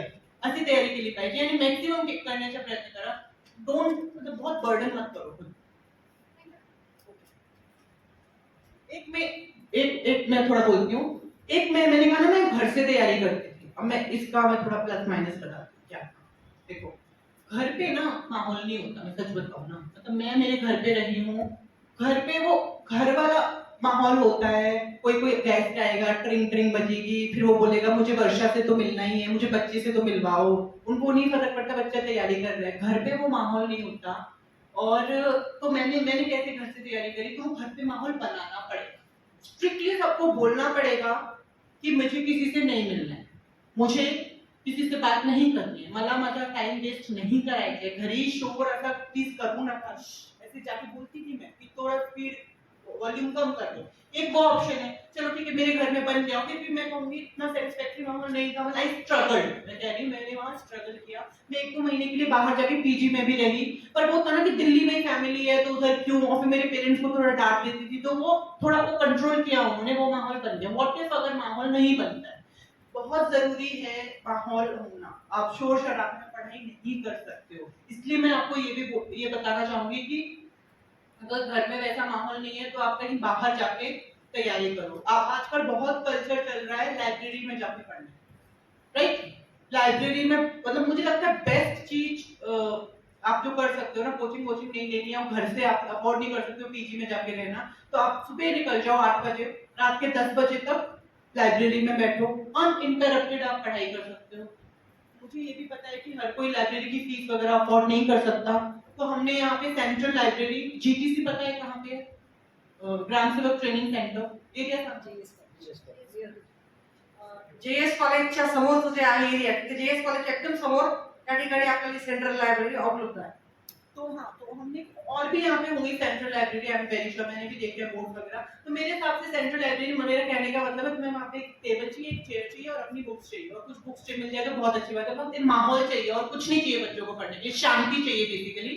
तो एक ऐसी जगह ढूंढो, वो सेंट्रल लाइब्रेरी हो सकती है, आपका घर भी हो सकता है, कहीं भी हो सकता है, लेकिन शांति से पढ़ो। आपको लग रहा है मैं 10 घंटे से किताब खोल के बैठी हूँ, पर पढ़े कितना, एफिशिएंसी कितनी है, एक्चुअल में पढ़े कितना, बीच में आपने मोबाइल में व्हाट्सएप देख लिया, रील्स देख ली, उससे फोन पे बात कर लिया, ये कर लिया, 10 घंटे बैठे किताब के साथ, पर पढ़े कितना, तो पढ़े कितना, तो वो है। ऐसा नहीं कि मैं दिन में 10 घंटे पढ़ती हूँ तो मैं 10 घंटे पढ़ी थी, मैं 10 की वजह मैंने 6 घंटे पढ़ाई करी, 4 घंटे मैंने किया, वो सबको दिल के अंदर पता होता है मैं पढ़ी कितना हूँ, ठीक है? तो इसीलिए मैं कह रही हूँ एफिशिएंटली पढ़ना है, घंटे नहीं देखना कि वो 12 घंटे पढ़ता है तो मैं तो 13 घंटे पढ़ूंगी। भाई 6 घंटे पढ़ो, पर 6 घंटे पढ़ो, ठीक है? 6 घंटे पढ़ना है, 7 एक्चुअल में पढ़ना है, बाकी टाइम नहीं। तो इसलिए ऐसा माहौल बहुत जरूरी है आपको, ठीक है? तो उसके लिए मैं एक सजेस्ट करूंगी, आप बाहर जाके, आई थिंक अभी तो कॉलेजेस चल रहे हैं, बट आप जब एक्चुअल में तैयारी शुरू करें या फिर जो बच्चे कर रहे हैं वो बाहर जाके पढ़ें, वहाँ पे अपना माहौल ऐसा बनाए पढ़ने का। ये सेंट्रल लाइब्रेरी जीटीसी में शुरू की है, ये फ्री ऑफ कॉस्ट है जिला परिषद के बच्चों के लिए, और बाकी बच्चों के लिए 1000 रुपीज पर मंथ याचा कॉस्ट है। तो आप लोग आपको जैसे कंफर्टेबल हो, लेकिन पढ़ाई का माहौल बनाना है, ठीक है? Next question. Dr. Ma'am, this is Sakshi Kawal, Advanced Pursuing Studies Counseling Basic Agriculture. Ma'am, just like all says ना कि अरे यार यूपीएससी ग्रुप स्टडीज में पॉसिबल है, ऐसे होगा वगैरह होता नहीं, खाना खाते वक्त वगैरह सब डिस्कशन करना चाहिए वगैरह, सोते वक्त भी एक बार सब टॉपिक रिवाइज करना चाहिए, अकेले भी कर सकते हैं। नहीं नहीं, मैं मेरा कोई दोस्त नहीं था यार। मैंने जब तैयारी करी ना 3 साल, एक तो घर पे रह के तैयारी करी, जब कोचिंग वगैरह जाते हो ना तो दोस्त, मेरे को तो ये लगता है वो डिस्ट्रैक्ट ही करते हैं, आपको कुछ नहीं करते। एक टॉपिक आप खुद से 1 घंटे में निपटा सकते हो, दोस्तों के साथ बैठोगे ना तो 4 घंटे 2-4 और टॉपिक में फालतू की बातें करोगे, टाइम वेस्ट करोगे। फिर मैं मेरा पर्सनल एग्जांपल बताती हूँ, मैं जनरलाइज नहीं करती, कुछ लोगों को ग्रुप स्टडीज में अच्छा होता है, आपका क्या है वो चीज आपको डिसाइड करनी चाहिए। मैंने कहा ना मिथ साइड में करना चाहिए, तो ये सगड़े मिथ आए कि ग्रुप मेरा कोई ग्रुप नहीं था, मैंने कोचिंग भी ली तो मेरे पास इनके फोन भी नहीं था, मेरे पास फोन फाइनल जब मेरा सिलेक्शन हो गया तब आया, तो एक तरह से वो अच्छा ही था। फोन होता है ना, डिस्ट्रैक्ट होते हो, और ये ग्रुप स्टडी जैसा कुछ है नहीं, इसमें सगड़ा जीएस है, जीएस में कोई टेक्निकल वो नहीं है इंजीनियरिंग सार का कि मुझे ये कोई समझाएगा कि मोटर कैसे काम चलती है या क्या ये सब तो ही समझूंगा। जीएस है बाबा, पढ़ के कहानी की तरह समझ सकते हो, पानीपत की लड़ाई हुई, किसके बीच हुई, क्यों हुई, तो इस चीज के लिए मतलब मेरा पर्सनल ओपिनियन है, जो कि बहुत हद तक सही है। आई थिंक 80% एस्पिरेंट्स यही बोलेंगे कि ग्रुप स्टडी की बिल्कुल जरूरत नहीं है, group study wastage of time है, जितना ग्रुप से दूर रहो ना उतना अच्छा है। ये चीज खुद कर सकते हो, मैंने खुद की। Good afternoon, ma'am. My name is Deepa Pramani. First of all, ma'am, जितने भी ऑफिशियल से आप प्रेजेंट हैं, मैं सबको थैंक यू बोलना चाहती हूँ कि सेशन हमारे लिए अरेंज किया है यहाँ पे। मैम, आजकल के टाइम पे like we as a youth, मतलब प्रिपरेशन भी कर रहे होते हैं ना, तो हमें से चीज़ें इंस्टेंट एक्सपेक्टेशन होती है कि फर्स्ट वो में हो जाए। तो जैसे मैम आपने कहा कि लाइफ में फेलियर्स वेट कर रहे हैं, तो उस टाइम पे मैम हमारी माइंडसेट कैसे होनी चाहिए? सपोज नहीं हुआ है, तब हमारी माइंडसेट हमें कैसे मतलब स्ट्रॉन्ग रखनी है, मतलब नेक्स्ट टाइम अगेन आती है। मैं तो बता रही हूँ, मैं तो फर्स्ट अटेम्प्ट में ही मैं खुद को सिलेक्टेड समझ रही थी। मैंने सोचा बस 1 साल पढ़ाई करनी है, बस खत्म। फिर पहली बार फेल हुए, फिर दूसरे में तो टॉप कर जाना है बिल्कुल, आईएएस से कम तो आएगी ही नहीं सर्विस। बिल्कुल लिखा था मेरे बड़ा बड़ा आईएएस जैसी है वो उस पे रूम पे, फिर फेल हो गए, है ना। फिर थर्ड अटेम्प्ट पे आ गए। तो जैसे जैसे फेल होते जाते हैं ना, समझदार लोग समझ जाते हैं। मेरे अभी बोलने से तुम समझोगे नहीं, तो तुम फेल हो गए। जो समझदार है ना, वो उसको पॉजिटिवली लेगा, और जो नेगेटिवली लोग लेंगे वो समझदार नहीं है। मेरे हिसाब से तो ये है। तो फेलियर को एक्सेप्ट करो, खुद पे विश्वास रखो। दूसरे लोग तुम्हें आके बोलेंगे, मुझे बोलते थे कि ज्योग्राफी की कोचिंग नहीं ले रही, तेरा कैसे होगा? ज्योग्राफी की तो पूरी दुनिया कोचिंग लेती है। मेरे मेरे पेरेंट्स के फ्रेंड्स आके बोलते थे, और मैं मन मन में सोचती थी यार तुमने क्या करना, होगा हो जाएगा, नहीं होगा नहीं हो जाएगा। यानी जो भी है ठीक है, लोग आपको बहुत डिमोटिवेट करेंगे, कुछ कुछ कमियां निकालेंगे आपकी, लेकिन मुझे ना सच में फर्क नहीं पड़ता था। मतलब मेरे नहीं हुआ ना, उसके बाद मैं किसी को जस्टिफाई भी नहीं करती थी, क्योंकि मुझे पता था कि मेरा अगली बार हो जाएगा। इस बार क्या करूं? जब आप फेल हो तो तुमची कमी काय होती तो तुम्हाला बघायची आहे आणि त्याच्यावर काम करायचं आहे, ओव्हरकम करायचं आहे, और खुद को कन्विंस करना है कि मैं हो जाऊंगा। किसी और को, पेरेंट्स को कन्विंस नहीं करना, किसी को कन्विंस नहीं करना। लोग नेगेटिव बोलेंगे, बट जब फेल हो ना तो कमियों पे काम करो। फेल होने के बाद कमियों पे काम नहीं करोगे तो फिर फेल राइट? ठीक है, ऐसे लेना है। ओके, लड़कों को कुछ नहीं पूछना है, सब आता है आप लोगों को। Same field agriculture. आपने कहा कि एनालिटिकल स्टडी करनी चाहिए, एप्लीकेशन बेस्ड स्टडी होनी चाहिए। तो आपने कहा कि आपने नोट्स निकाले हैं, फिर आपको समझ रहा है कि वो एवरेज है या गुड है, बेटर है। तो हमें कैसे समझ आएगा लाइक हम कौन से मॉडल आंसर्स प्रिपेयर करें, कौन से टेस्ट सीरीज करें, मतलब हमें समझ आए कि हमारी गलतियाँ कहाँ हो रही। इसके लिए ये कब पता चलता है? जब तुम्ही तयारी केली, रिवाइज केला, नोट्स केला, तुम्हें लगता है कि मैं लास्ट स्टेप पे हूँ, अब तो मुझे बस पेपर में लिख के नंबर ना है। बट जब आप लिखते हो ना, लास्ट ईयर के क्वेश्चन उठाओ, ठीक है, क्वेश्चन का आंसर लिखो, ठीक है। और मेरे पास तो कोई चेक कराने वाला था नहीं कि मैं उससे पूछूं कि मेरा कैसा है। तो मैंने तो जो टेस्ट सीरीज होती है ना, उसमें वहां पे जाके आंसर लिखना पड़ता है, क्वेश्चन पेपर वो सेट करके देते हैं। फिर वहां की कोचिंग में ये हेल्प आपको लेनी चाहिए मेरे हिसाब से। कोचिंग नहीं लो, बट ये टेस्ट सीरीज बहुत जरूरी है। तो वो इवैल्यूएट करके देते हैं, फिर वहां आपको समझ आता है कि आपका अच्छा नहीं है कंटेंट। फिर अच्छे आंसर्स आप देखते हो, तब आपको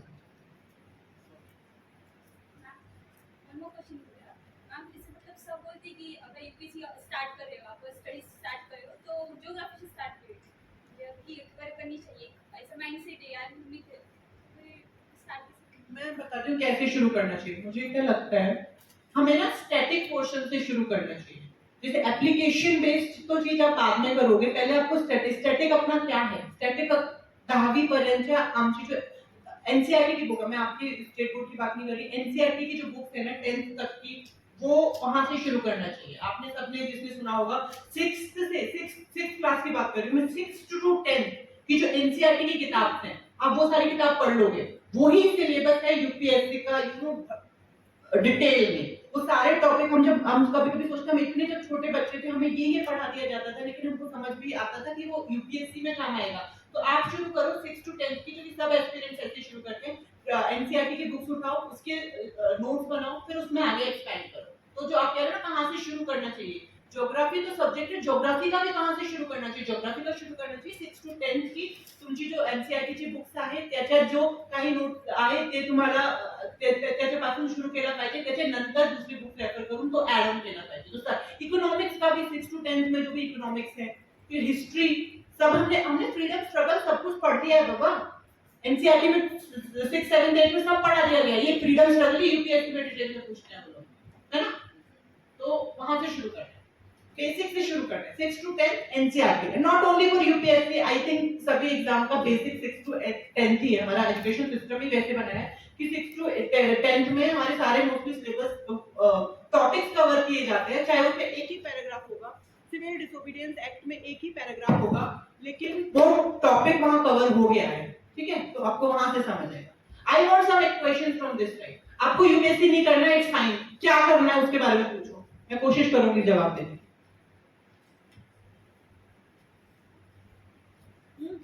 शर्मा रहे हो?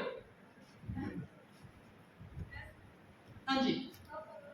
अपन यूपीएससी की प्रिपरेशन स्टार्ट कर रहे तो सर क्या बोलते कि जो स्टार्ट कर रहा तो 18 घंटे पढ़ाई करनी पड़ती और कुछ बोलते कि इतनी पढ़ाई कुछ काम की नहीं है, स्मार्ट वर्क करना। तो आपने कैसे किया था प्रिपरेशन? देखो यार, जो स्मार्ट वर्क बोलते हैं ना वो झूठ बोलते हैं कि इतनी पढ़ाई नहीं करनी है। मैं सच में पढ़ाई करनी पड़ती है, क्योंकि सिलेबस एवढा मोठा आहे ना, सिलेबस कव्हर करायला तुम्हाला ऍक्च्युअल में अभ्यास करावा लागतं, वेळ द्यावा लागतं, रिवाइज करायला तुम्हाला वेळ द्यावा लागतं। तो जो लोग बोलते हैं ना वो पागल बना रहे हैं सबको। मैं खुद कभी कभी हंसती हूँ कि क्यों तुम झूठ बोल रहे हो, तुम कोई बहुत भाई कोई बहुत एक्स्ट्रा ऑर्डिनरी दिमाग वाला है वो शायद उसका निकल जाता होगा, लेकिन बिना रिवीजन बिना उसके होता नहीं है। तो I think on an average 8 to 10 hours तो पढ़ना ही पड़ता है। पर ये नहीं कह रही कि साल भर 8 to 10 आवर्स पढ़ना पड़ता है, डिपेंडिंग ऑन आप किस फेज में हो। जब आप प्रीलिम्स दे चुके हो, मेंस देना है, तो 3 महीने तो आपको 10 घंटे भी कम पढ़ने वाले हैं, ठीक है। मेंस देना है, उसके बाद के पूछे 6 महीने भी ट्राई नहीं करना, कारण अगर इंटरव्यू हो गया तो इंटरव्यू की तैयारी करोगे, तो नेक्स्ट प्रीलिम्स की तैयारी करोगे, तो प्रीलिम्स के पहले 2 महीने तुमको पढ़ना है, तो वो फ्रीक्वेंसी कम ज्यादा हो जाती है। बट ऐसा नहीं कि साल भर 8 से 10 घंटे, ऐसा कुछ नहीं है। ये भी नहीं है कि मैं बोलूंगी बहुत ज्यादा पढ़ना है, बट 3 महीने जब मेन एग्जाम द्यायचे तो 3 महीने तो तुम्हाला 8 से 10 विदाउट फेल करना पड़ेगा। बाकी के टाइम में मेंस के बाद नहीं पढ़ना पड़ता है, इतना प्रीलिम्स से 2 महीने पहले पढ़ना पड़ता है, डिपेंडिंग ऑन आप किस स्टेज पे हो। पर बाकी टाइम भी टाइम वेस्ट नहीं करना है, कुछ ना कुछ मतलब ऐड ऑन करते रहो, अपने इम्प्रूव करते रहो नोट्स वगैरह। येस, चांगली क्वेश्चन आहे यांनी जो विचारले ना, हे आता तो ऍटलीस्ट तुम्हाला विचारले पाहिजे, तुम्ही सगळे कॉलेजमध्ये आहे ना, this is the time you should ask I think. UPSC की प्रिपरेशन करने को यूपीएससी में जितने सारे सब्जेक्ट थे तो मैंने अभी टेलीग्राम पे लेक्चर चेक किए थे, तो उन्होंने ऐसे बोला था कि 3-3 महीने में आप एक एक सब्जेक्ट क्लियर की पढ़ाई करो। तो मेरा ये पूछना है कि हर सब्जेक्ट की ऐसे 3-3 सेक्शन में जरा पढ़ाई बोल कभी यूज कर रही बोर्ड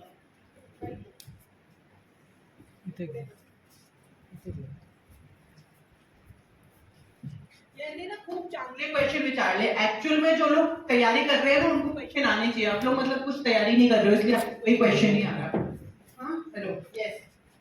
तो ये 3 महीने में एक सब्जेक्ट ज्योग्राफी, एक 3 महीने एक सब्जेक्ट पढ़ सकते हो, इतनी हम रोबोट तो नहीं है, हम लोग नहीं पढ़ सकते ना, इसीलिए मैं बता रही हूँ कैसे इसका अपन को करना चाहिए। दिन भर में जैसे मैंने आपको कहा कि 8 to 10 आवर्स, राइट। थोड़ा सा मैं शेड्यूल आप सब बच्चों के लिए ये शेड्यूल आई एक्सपेक्ट कि आप फॉलो करते हो, करना भी चाहिए, चाहे आप यूपीएससी की तैयारी कर रहे हो या एमपीएससी किसी की भी। एक तो सब दुनियादारी मोह माया से दूर हो जाओ, ठीक है। भाई ने ये कह दिया, दीदी ने वो कह दिया, मम्मी ने ये बोल दिया मेरे को, मेरे रिश्तेदारों ने ये बोल दिया, उसने वो खरीद लिया, इसने ये फोन खरीद लिया, कट्टा बिल्कुल दूर हो जाओ। कम से कम किसी की शादी ब्याह में जाओ, कोई मतलब नहीं है। सोशलाइज जितना कम करोगे ना उतना कोई जो कुछ बोलेगा फिर इफेक्ट कम होगे उससे। सच बता रही हूँ, 3-4 साल का वनवास है, उसके बाद जिंदगी बढ़िया है। प्रैक्टिकली बोल रही हूँ, सोशलाइज कम करो, बहुत टाइम मिलेगा, एक बार सेटल हो जाओगे उसके बाद ये घूमने के लिए, शादी में जाने के लिए कम से कम बहुत जरूरत है वहीं पे जाओ, क्या है ये, ठीक है। तो कम से कम टाइम वेस्ट करो। दिन का एक रूटीन ऐसा बना लो कि 8 से 10 आवर्स पढ़ाई करनी है, ठीक है। और मैं कंटिन्यूअसली नहीं बोल रही हूँ, 2-2 घंटे पढ़ाई करो। सपोज 2 घंटा, और मैं तुम्हें बताऊं मुझे न्यूज़पेपर पढ़ने में 4-4 5-5 घंटे लग जाते थे। क्यों? क्योंकि मैं सिर्फ न्यूज़पेपर नहीं पढ़ रही, मैंने हेडिंग पढ़ी, मैंने फिर गूगल किया, गूगल में मुझे 4 चीजें मिली, मैंने उसका नोट्स बनाए, फिर किसी और गई। तुमको एक टाइम पर समझ आ जाएगा कि यूपीएससी ये भी एक्सपेक्ट करता है मुझसे, ये भी मुझे आना चाहिए, वो भी मुझे आना चाहिए। कभी ब्रिक्स, फर्क मेरे ऐसे दिमाग में आ रहा है, ब्रिक्स अगर तुमने न्यूज़पेपर में ये पढ़ लिया, अब इसका तुम गूगल सर्च करने बैठोगे ना, 2-3 घंटे कहीं नहीं गए, अच्छे नोट्स तैयार करेगा। म्हणजे नोट्स मध्ये ब्रिक्स एक टॉपिक होता, Brazil, Russia, India, China, right. तो ये आपको न्यूज़पेपर से मिलेगा ब्रिक्स, इसका कोई एज इट इज कहीं भी सिलेबस नहीं, एज इट इज कहीं भी बुक नहीं, एज इट इज कुछ भी नहीं है। ये न्यूज़पेपर से रिवर्स इंजीनियरिंग करनी पड़ेगी। ब्रिक्स भाई कब बना ब्रिक्स, कौन से साल में बना, इसमें एस कब ऐड हुआ, ठीक है, इसके बाद किसके समिट कब कब हो गए, लास्ट समिट कब हुआ, अभी कहाँ पे होगा समिट, कितनी वर्षा कैसे समिट, अच्छा उद्देश्य का होता, सब्जेक्ट का होता, फिर कौन से मतलब अभी समिट किस इसे प्रीलिम्स की भी तैयारी हो रही है, साथ में सब्जेक्टिव क्वेश्चन की भी तैयारी हो रही है। सब्जेक्टिव आएगा तो आप राम कहानी लिख दोगे कि इसका उद्देश्य क्या था, ऑब्जेक्टिव आएगा तो ये आ जाएगा कि किस साल बना या फिर अगला समिट कुठे आहे, कोणते ईयर मध्ये आहे, ठीक है। तो इस तरह से मैं क्या कह रही हूँ कि 2 घंटा कम से कम आई थिंक आप लोगों को इस टाइम न्यूज़पेपर को देना चाहिए, ठीक है, उसे नोट्स बनाने चाहिए। फिर अगर आप कॉलेज गोइंग नहीं हो, डेडिकेटेड तैयारी करनी है, तो मैं जैसे 8 से 10 बता रही हूँ ना, सुबह 8 बजे उठ जाओ, ठीक है, 8 से 10 न्यूज़पेपर पढ़ लिया, ठीक है, फिर एक तासाच्या मध्ये ब्रेक घेतला, अगर 2-2 घंटे के सेशन बनाओ, कंटिन्यूअसली आप पढ़ भी नहीं सकते हो। फिर 11 से 1 बजे तक ज्योग्राफी पढ़ लिया, ठीक है, आज ज्योग्राफी के मुझे इस चीज के नोट्स बनाने हैं, मुझे माउंटेन रेंजेस एक टॉपिक है, पूरे देश में माउंटेन रेंजेस कहाँ कहाँ कौन से हैं, इसका सब एग्जाम में यूज होगा। माउंटेन रेंजेस, उससे नदियां कौन सी निकलती हैं, प्लेन्स कितने आए, कुठे आए, तो सगड़ा। तो सपोज ज्योग्राफी में आप बोल रहे हो ना कि कैसे पढ़ना चाहिए, ऐसे पढ़ना चाहिए, 2 घंटा ज्योग्राफी पढ़ लिया आपने, फिर थर्ड कल्चर पढ़ लिया, सपोज आपने एक टॉपिक कल्चर का फिनिश कर दिया, नोट्स बन गए। फिर फोर्थ, ठीक है, फोर्थ क्या पढ़ोगे, इकोनॉमिक्स पढ़ लिया, ठीक है, एक टॉपिक खत्म कर दिया उसका। तो इस तरह से 4-5 सब्जेक्ट एक दिन में लेने चाहिए आपको, मेरे हिसाब से। इस तरह से इंटरेस्ट भी बना रहता है आप लोगों का और बोर भी नहीं होते हो, नहीं तो एक सब्जेक्ट को पढ़ के बोर हो जाओ, राइट। इस तरह से पढ़ना चाहिए। और आई थिंक मतलब अगर आप सच में बोल रही हूँ आप सब बच्चों को कि अगर आप सच में अपने लाइफ में कुछ जेन्युइनली करना चाहते हो ना, start doing, start studying, don't waste time. Waste करण्याचा वेळ आता गेला, कृपया करून आता तुम्ही तयारी सुरू करा। याच्यात खूप वेळ जाते, खूप एनर्जी जाते, खूप तुम्हाला हार्ड वर्क करावं लागेल, हार्ड वर्क शिवाय नाही होणार आहे। तर तुम्ही बघा कॉम्पिटिशन किती जास्त आहे, किती जास्त कॉम्पिटिशन आहे, 1000 पोस्ट है यूपीएससी में, त्याच्यासाठी 10 से 15 लोग बचना है। उसी तरह दूसरे एमपीएससी में भी कितनी पोस्टें, कितने लोग बैठते हैं। तो एग्जाम बहुत कॉमन है, इसलिए इनकी बात कर रही हूँ। जितने भी एग्जाम्स हैं बहुत, मैं सीईओ हूँ, मैं देखती हूँ, मैं वॉक इन इंटरव्यूज भी लेती हूँ किसी के भी, इतने एप्लीकेंट्स आते हैं, उसमें वैकेंसीज कम है, मुझे वो भी लगता है की हा पण डिझर्विंग आहे, पण वैकेंसीमुळे मला फक्त 2-3ची निवड करावी लागते। तो मुझे उस टाइम लगता है कि कंपटीशन कितनी हाई है। बस एवरी रिक्वेस्ट है, अपने आप को पागल मत बनाओ। ये मत करो कि मैं माँ बाप के लिए पढ़ रहा हूँ, खुद के लिए पढ़ रहे हो आप, किसी के लिए नहीं पढ़ रहे हो। सब माँ बाप को छोड़ के हम लोग अपनी लाइफ में मूव ऑन हो जाते हैं, हम सब लोग अब मूव ऑन कर चुके हैं। तो आप सिर्फ अपने लिए पढ़ रहे हो, तो सिर्फ पापा को दिखाने के लिए कि पापा डांट मारेंगे इसलिए पढ़ना है, वो चीज मत करो। अपने आप को पागल मत बनाओ। और कुछ क्वेश्चन? हाँ जी। अभी अपन प्रिपरेशन स्टार्ट कर रहे हैं ना, तो अभी टेलीग्राम पे इधर उधर सब लेक्चर चेक करेंगे, तो 3-3 घंटे 4-4 घंटे। तो मेरे को ये पूछना है कि अपन लेक्चर्स से देखने से ज़्यादा अपनी पढ़ाई होगी कि सेल्फ स्टडी के से ज़्यादा पढ़ाई? देखो मैं ना ज्यादा लेक्चर्स, देखो कोई टॉपिक आप कवर कर रहे हो, ठीक है, जैसे आफ्टर इंडिपेंडेंस एक GS1 मध्ये आफ्टर इंडिपेंडेंस मतलब 1947 के बाद में आज 2023 तक हमारी हिस्ट्री कैसी रही है, ठीक है, वो मुझे टॉपिक तैयार करना था। एक एग्जांपल देती हूँ, तो उस चीज के लिए मुझे कहीं भी कोई रेलेवेंट सोर्स नहीं मिला, कोई बुक नहीं। विपिन चंद्रा एक थी पर वो इतनी मोटी थी, और ये इसमें से हार्डली एक क्वेश्चन आता है इस टॉपिक में। तो इसके लिए मैंने संविधान करके एक सीरीज है यूट्यूब पे, संविधान है या प्रधानमंत्री है, प्रधानमंत्री पण आहे। दोनों ही है ना, उसमें इतने बढ़िया तरीके से पूरी स्टोरी की तरह बताया है कि कैसे इमरजेंसी आई, कैसे राजीव गांधी का निधन हुआ, एक साल विद वीडियोस एक्चुअली में वहां पे वो बताया। तो वो टॉपिक मैंने पूरा ही यूट्यूब की वीडियो देख के कवर किया है। मैं देखती गई, मैं नोट्स लिखती गई, और मेरे 4 पेज के नोट्स होंगे जिसमें मेरा पूरा आफ्टर इंडिपेंडेंस कवर हो गया। बुलेट पॉइंट में लिखती गई, इमरजेंसी आई, ये आई, वो आई, पूरा वो टॉपिक कवर हो गया। तो इसके लिए तो देखना पड़ा, देखने की जरूरत है। तो जनरलाइज नहीं करायचं आहे, कोणते टॉपिक मध्ये तुम्हाला ऑडिओची गरज आहे, व्हिडिओची गरज है, सॉफ्ट कॉपी की गरज है, हार्ड कॉपी की गरज है, कि एक्चुअल में किसी से जाके समझने की जरूरत है। मैं मेरे फादर के साथ भी डिस्कस करती थी बहुत सारे पॉइंट्स जो मुझे समझ नहीं आते थे। ठीक है, तो आप जो कह रहे हो ना, हर चीज के लिए देख के करना है नहीं। अगर आपको लगता है कि मेरा टॉपिक यहाँ से कवर हो जाएगा, देखो खत्म करो, ठीक है, बट ज्यादा सोर्स मत रखो। जैसे एक ही टॉपिक के लिए आप चार चार चीजें देख रहे हो, नहीं, एक दो चीजें देखो, खत्म करो। और मेरे हिसाब से वीडियोस देख के इतना नहीं होता है कवर। मोस्टली आपका सिलेबस डिपेंडिंग ऑन किस तरह का सिलेबस है। इकोनॉमिक्स के लिए आप मृणाल की वीडियोस देख सकते हो, बहुत अच्छे से समझाता है वो। इकोनॉमिक्स बहुत कॉन्सेप्चुअल है, इकोनॉमिक्स पढ़ के समझ नहीं आती किताब। इकोनॉमिक्स एक ऐसी चीज है जिसको कोई टीचर की जरूरत पड़ती है, तो अगर आप कोचिंग नहीं ले रहे हो तो वीडियो देख के आप समझ, डिपेंडिंग ऑन किस चीज पे कैसे समझने की जरूरत है, आप अपना सोर्स डिसाइड कर सकते हैं। ठीक है, अभी प्रिपरेशन स्टार्ट है, तो अभी हमने एक सब्जेक्ट का पढ़ रहे हैं, तो अभी पढ़ाई चालू है, लेकिन फिर बीच में हमने पेपर चेक किए और एक आधा क्वेश्चन दिखा, अपने को नहीं आया, तो एकदम से डिमोटिवेट हो जाता है। देखो क्या करना है, मैंने दो चीज पैरेलली करी थी। ये मिटाना जरा, सुन दिया था। तुम लोग ये जो बच्चे पूछ रहे हैं ना, इनके क्वेश्चन से मैं समझ सकती हूँ कि ये लोग एक्चुअली में तैयारी कर रहे हैं, क्योंकि क्वेश्चन जो सच में तैयारी करते हैं ना, उसकी को आते हैं क्वेश्चन। इन्होंने सच में तैयारी शुरू कर दी है, एंड आई एम वेरी छान वाटलं की तुम्ही सगळ्या लोकांनी आता तैयारी शुरू केली। Very nice question. मैं क्या करती थी, मैंने पिछले 25 साल से 25 ईयर क्वेश्चन पेपर्स निकाल लिए थे। ठीक है, प्रीलिम्स के भी निकाल लिए थे और अपने मेंस के भी निकाल लिए थे। एक्चुअल पेपर, एक्चुअल जो क्वेश्चन पेपर होते हैं, फिर मैंने उनको सेग्रीगेट कर दिया। सपोज प्रीलिम्स के 25 ईयर के क्वेश्चन होंगे, एक साल में 100 क्वेश्चन आते हैं। कितने क्वेश्चन आते हैं?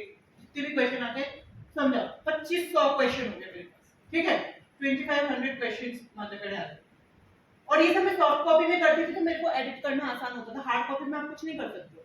फिर इन 2500 क्वेश्चन को मैंने टॉपिक वाइज किया। कल्चर, कल्चर के नीचे 150 क्वेश्चन आ गए। फिर दूसरा टॉपिक, कॉपी पेस्ट कर रही हूँ मैं, कॉपी पेस्ट कॉपी, फिर नोट्स में ये सब था एक्चुअली। ठीक है, फिर कल्चर में 100 क्वेश्चन आ गए। कल्चर में भी केवल जैसे कल्चर में 100 क्वेश्चन है, तो उसको भी कैटेगरी कर दिया कि ये वाला क्वेश्चन पेंटिंग से रिलेटेड है, ये वाला क्वेश्चन डांसेस से रिलेटेड है, ये वाला क्वेश्चन फेस्टिवल से रिलेटेड है। फेस्टिवलची कैटेगरी मध्ये सपोज 30 क्वेश्चन आ गए, राइट। अब मैं जब फेस्टिवल का फेस्टिवल मतलब कल्चर में टॉपिक होता है, पेंटिंग होती है, केक्स होती हैं, फेस्टिवल होती हैं, this is one topic. Festival मतलब कि हमारे देश में कौन से राज्य में कौन सा फेस्टिवल मनाते हैं, इतना सारा पढ़वाते थे तो फिर तो festival is a topic basically. तो इस प्रीलिम्स में हम पूछते हैं कि बिहू कहाँ पे होता है, या फिर ये डांस मैच करो, मिक्स मैच वगैरह वगैरह वगैरह वगैरह। ठीक है, तो फेस्टिवल के 30 क्वेश्चन आ गए। मैंने ऐसे रिवर्स इंजीनियरिंग करी है, तो मैं फेस्टिवल टॉपिक तैयार कर रही हूँ ना, मैं कहीं से तो करूंगी। माझ्याकडे 1-2 सोर्स आहे टॉपिक के, तो उसमें फेस्टिवल के टॉपिक में बिहू के बारे में लिख लिया, कथक के बारे में रख दिया। ठीक है, ये सारे डांसेस के बारे में पढ़ लिया, उसके बारे में आप डिटेल लिखोगे कि कौन सी स्टेट में होता है, मुद्राएं कौन सी होती हैं, ब्ला ब्ला ब्ला। तो ये आपके नोट्स बने हैं और ये आपके क्वेश्चंस हैं। अभी दोनों को मिला लो, इस क्वेश्चन का कोई पॉइंट छूट गया तो यहाँ ऐड कर लो उसको, राइट। 30 क्वेश्चन में से आपके नोट्स में से आपके 25 क्वेश्चन कवर हो जाएंगे। इतने कोई भी नोट्स इतने अच्छे होने चाहिए की 30 में से 25 क्वेश्चन कवर हो जाएंगे। पण जो 5 क्वेश्चन तुमचे नोट मध्ये कवर नाही झाले, पण यूपीएससी ने विचारले होते, वो आहे तुमचे आउट ऑफ द बॉक्स जाने की तैयारी करना। हर एवरेज बच्चा 25 क्वेश्चन तो कर लेगा, पर जो 5 क्वेश्चन जो आपको यहाँ से मिले, पास्ट ईयर क्वेश्चन से मिले, वो 5 क्वेश्चन को ऐड करना है अपने नोट्स में। तो ये आपका फेस्टिवल का हो गया बिल्कुल कॉम्प्रिहेंसिव नोट्स, इसको कहते हैं कॉम्प्रिहेंसिव। ठीक है, ये तो प्रीवियस ईयर क्वेश्चन पेपर एक सोर्स हो गया। दूसरा सोर्स हो सकता है कि आप किसी कोचिंग के टेस्ट सीरीज वगैरह लगाते हैं ना, वहां से कोई क्वेश्चन नहीं आया तो उसको अपने उसमें ऐड कर दो। That is your note making process. इसीलिए हमको सॉफ्ट कॉपी में करना चाहिए। वेरी गुड क्वेश्चन है। डिमोटिवेट नहीं होना है, ऐड करना है और फिर उसको रिवाइज करना है। ठीक है, आप बोले कि आपने पूरे नोट्स आपने सॉफ्ट कॉपी में बनाए थे, लेकिन एग्जाम में तो बहुत सारा लिखना पड़ता है, फिर आपने उसकी प्रैक्टिस कैसे की? लिखने की, अरे वही तो कह रही हूँ, मैंने बनाए 1.5 साल तक नोट्स। फिर उसके बाद में जो प्रीलिम्स और मेंस के बीच में 3 महीने होते हैं ना, मैं क्या करती थी, मैं 3 दिन पूरा एक टॉपिक पूरा सब्जेक्ट तैयार करती थी, चौथे दिन में पेपर देके आती थी सेंटर पे जाके. सेंटर पे जाके ऍक्च्युअल में एक्झाम कंडिशन मध्ये एक्झाम देऊन आम्हाला कळत आहे की आमची स्थिती काय आहे. तो एक्चुअल में 250 नंबर का पेपर का देके आती थी, उसमें कभी 80 आ रहे हैं, कभी 90 आ रहे हैं, इंप्रूव होता जा रहा है, तो फाइनली वो आपके 110 120 पे आए. और यूपीएससी में मैक्सिमम स्कोर 110 120 ही होता है 250 में. तो एक्चुअल में पेपर लिखना है और आप सेंटर पे नहीं जा पा रहे हो, तो आप प्रीवियस ईयर क्वेश्चन पेपर तुम्हें क्या, तुम्हें बसा त्याचा आंसर लिहा, और तुम्हारे नोट्स में तो बहुत अच्छा आंसर है ही, पर नोट्स नहीं देख के तुमने क्या आंसर लिखा है और तुम्हारे नोट्स में क्या आंसर है कंपेयर करो. नोट्स मध्ये जो एक्चुअल में कंटेंट है तो तुमचे एक्चुअल आंसर मध्ये आला पाहिजे. इसके लिए कोई कोचिंग की भी जरूरत नहीं है, खुद भी ये काम खुद कर सकते हो. अब देखो मैं आंसर लिख रही हूँ, माझ्याकडे माझे नोट्स नहीं है, मैंने कुछ कुछ लिख दिया, मैं बहुत कुछ भूल गई. नोट्स को देखा तो मुझे पता चल जाएगा ना कि अच्छा आंसर ये डाल के लिखना था. तो आप खुद भी अपने आंसर की वैल्यूएशन कर सकते हो, राइट. कोई कुछ नहीं पूछा, कोई तैयारी शुरू नहीं करी, कोई बात नहीं. अगले महीने आओगे ना तो 1 महीनेमध्ये तुम्हाला सगळा थोडासा अभ्यास करून यायचा है, सो दैट आप आए हो तो ये 2 घंटा भी इट्स लाइक वेस्टेड ओनली अगर आपने कुछ भी सीखा नहीं है और कुछ भी नहीं किया.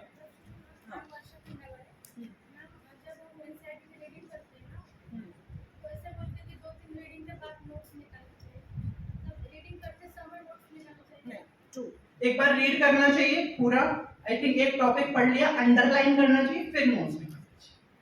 पढ़ते पढ़ते नहीं निकालना चाहिए, पूरा पढ़ लो, अंडरलाइन कर लो, फिर नोट्स निकालो. ऐसे करते हैं. This is nice. टॉपिक पूरा पढ़ो पहले एक बार, फिर नोट्स निकालो. और कोई? हाँ जी.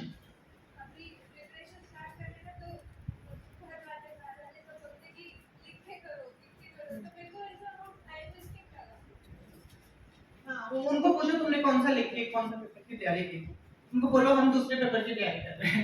लिख के नहीं करना होता, टाइम वेस्ट मत करो. हर चीज को लिखा पड़ी, तभी मैं कॉपी पेस्ट करती थी. उसी किताब से तुम यहाँ लिखोगे तो ज्यादा टाइम लगेगा. कॉपी करके पेस्ट करके थोड़ा सा 4 पेज को तुम 1 पेज में करोगे, वो एक्चुअल में नोट्स होते हैं. एक्चुअल में ही तुमको सॉफ्ट कॉपी में करना चाहिए. मतलब अगर आप इन्वेस्ट करना चाह रहे हो तो लैपटॉप में जरूर इन्वेस्ट करो, ये कहना है. चल हाँ. अगर 4-5 दिन अगर पढ़ ली होगी तो अगले दिन से कंसिस्टेंसी. हाँ, ये तो बहुत बढ़िया क्वेश्चन है. तो मैं बताती हूँ, मैं पढ़ती थी 4-5 दिन, फिर मैं पूरा 1 दिन ब्रेक लेती थी. उस 1 दिन में मैं सिर्फ सोती थी, कुछ नहीं करती थी. This is normal.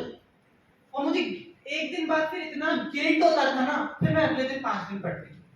मतलब 1 दिन मतलब इतना टाइम वेस्ट कि कुछ रील्स उसमें लैपटॉप था तब मोबाइल नहीं था, लैपटॉप में कुछ देख लिया, पूरा दिन ही टाइम वेस्ट कर दिया. बट इतना टाइम पूरा दिन वेस्ट कर दिया ना, फिर इतना गिल्टी फील हुआ. फिर अगले 5 दिन 1 दिन का ब्रेक ले सकते हो, पर हर 1 दिन पढ़ा 1 दिन ब्रेक नहीं. 5 दिन पढ़ो 1 दिन ब्रेक घेतला चालता है. ओके. बहुत अच्छे क्वेश्चन आ रहे हैं बाबा, पूछ लो. तुम लोगों को गिल्टी फील नहीं होगा फिर, और अगर कुछ गलत करोगे तो गिल्टी भी फील होगा कि यार मैडम कह रही थी कि 1 दिन बाद 1 दिन का ब्रेक लेना नहीं चाहिए, मैं ले रहा हूँ तो ये तो गलत है. ठीक.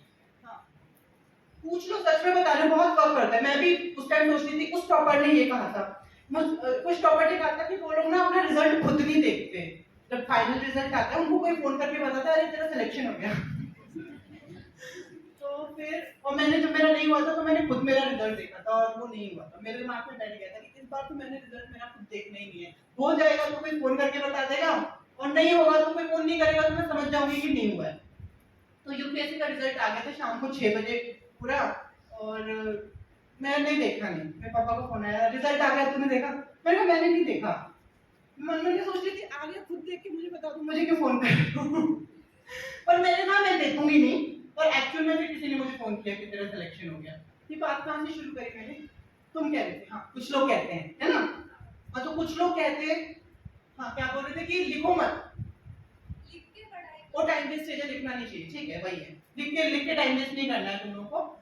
एक्चुअली वही चीज को वहां लिख के कुछ नहीं होगा. बेटर उसको याद करने में टाइम लगाओ. देखा लिखने में लिटरली कॉपी पेस्ट करके नोट्स मत करो. ठीक है. तुम्हारा क्वेश्चन था कुछ? तुम्हारा शेवटचा प्रश्न तुमचा होता? एक दिवस आराम करा ना. आराम करा ना. 4 दिवसानंतर. हाँ, अब समझ आ गई. ओके. यस. अभी अपनी प्रिपरेशन स्टार्ट है तो अभी आप कौन से स्टेज पे वो आपको टेस्ट सीरीज से पता चला. अच्छा, कौन से ईयर में हो?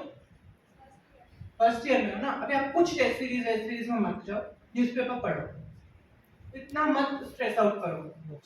आई थिंक पहले 2-3 साल कॉलेज में कॉलेज को भी जस्टिस करना चाहिए, ठीक है। दिस इज नॉट राइट कि कॉलेज में भी आप जो सीख रहे हो ना वो भी जरूरी है एक्चुअली, वो भी डायरेक्टली इनडायरेक्टली कहीं ना कहीं हर चीज ही यूज होती है, तो ऑप्शनल में काम आ जाएगा। एग्रीकल्चर है ना, एग्रीकल्चर ऑप्शनल ले लेना, तुम लोग एग्रीकल्चर ऑप्शनल में लूंगी समझ के पूरा खत्म ही कर दो सिलेबस एग्रीकल्चर का। तुम्हारा जो ग्रेजुएशन का सिलेबस है ना वही यूपीएससी का सिलेबस है। इंजीनियरिंग है, कौन सी इंजीनियरिंग है? कंप्यूटर साइंस तो नहीं होता यूपीएससी में। पर तुम इंजीनियरिंग अच्छे से करो, थोड़ा स्ट्रेस आउट मत हो, बहुत टाइम है तुम्हारे पास। मैंने 14 साल से पास आउट होने के बाद मैंने तैयारी की है यार, है ना। स्ट्रेस आउट मत हो, पर अभी से तैयारी करोगे तो आपको 2-3 अटेम्प्ट नहीं देना पड़ेगा। तैयारी का मतलब है पैरेलली, जैसे इनको बोला ना 80% तुम्हें कॉलेज पर फोकस करा, 20% या चलो फोकस करो, ठीक है। कुछ लोग कॉलेज में लुढ़क जाते हैं, 4 साल के 5 साल हो जाते हैं, उनका क्या फायदा, राइट। और कुछ हाँ, हमने एक बुक कंप्लीट कर दिया 4-5 दिन में। अच्छा, तो उसको कितनी देर में रिवाइज करना इंटरवल के बाद? देखो बुक वाइज कंप्लीशन मत बोलो, मैंने एक बुक कंप्लीट कर दिया ऐसे मत बोलो, मैंने एक टॉपिक कंप्लीट कर दिया, ठीक है। बुक वाइज कभी भी कोई टॉपिक नहीं होता है, मैंने एक टॉपिक कंप्लीट कर दिया। सपोज तुमने कोई टॉपिक कंप्लीट कर दिया अपना, रिवर्स वाला टॉपिक कंप्लीट कर दिया, ज्योग्राफी में रिवर्स, रिवर्स एक टॉपिक होता है, हमारे देश में कौन सी रिवर कहाँ है, किसकी कौन सी ट्रिब्यूटरी है, रिवर्स वाला टॉपिक मैंने कंप्लीट कर दिया। मेरे हिसाब से तो मैं ये कहूंगी कि अभी आप कॉलेज में हो ना, आप सारा नोट्स पहले बनाओ, रिवाइज बाद में करो, क्योंकि एक बार एक पेज का रिवर का नोट्स हो जाएगा ना, आपको याद करने में प्रॉब्लम नहीं आएगी, टाइम ज्यादा लगता है उसके नोट्स बनाने में। को रिवर पे पूरी पूरी किताबें मिलेंगी, गंगा, इंडस, उसके नोट्स बनाओ। मेरे हिसाब से this is a suggestion to all of you. अभी आप कॉलेज में बोल रहे हो ना कैसे टाइम यूज करूं, आप पहले सबका नोट्स बना लो। रिवीजन बहुत इजी होता है अगर आपके पास कॉम्पैक्ट नोट्स होते हैं, ठीक है। तो आप अभी रिवीजन नहीं भी करोगे तो चलेगा, रिवीजन जरूरी होता है पेपर से जस्ट पहले करना।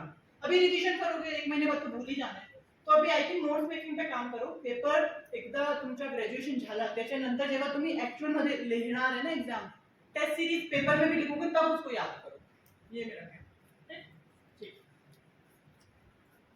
वैसे भी जब आप नोट्स बनाते हो ना याद रह ही जाता है। हाँ जी, क्या चीज?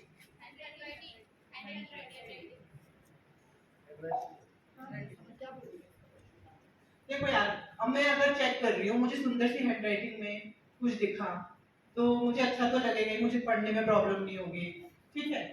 तो हैंडराइटिंग और एक ऐसी चीज है जो आप चेंज नहीं कर सकते हो, बेसिकली वो जैसी होती है वैसी होती है, लेकिन आप क्लीनली लिख सकते हो। अच्छी राइटिंग भी पत्थर पत्थर करके लिख दिया, और या फिर अच्छा अच्छा गैप देके अंडरलाइन करके बुलेट पॉइंट्स में नंबर 1, मतलब यूपीएससी में कम लिखना होता है, कम वर्ड्स में ज्यादा इंफॉर्मेशन देनी होती है, टू द पॉइंट लिखना होता है, बेसिकली राम कहानी नहीं लिखनी होती है यूपीएससी में। तो आपने बुलेट पॉइंट लिखा 1, उसके सब पॉइंट लिखे 1 2 3, ठीक है।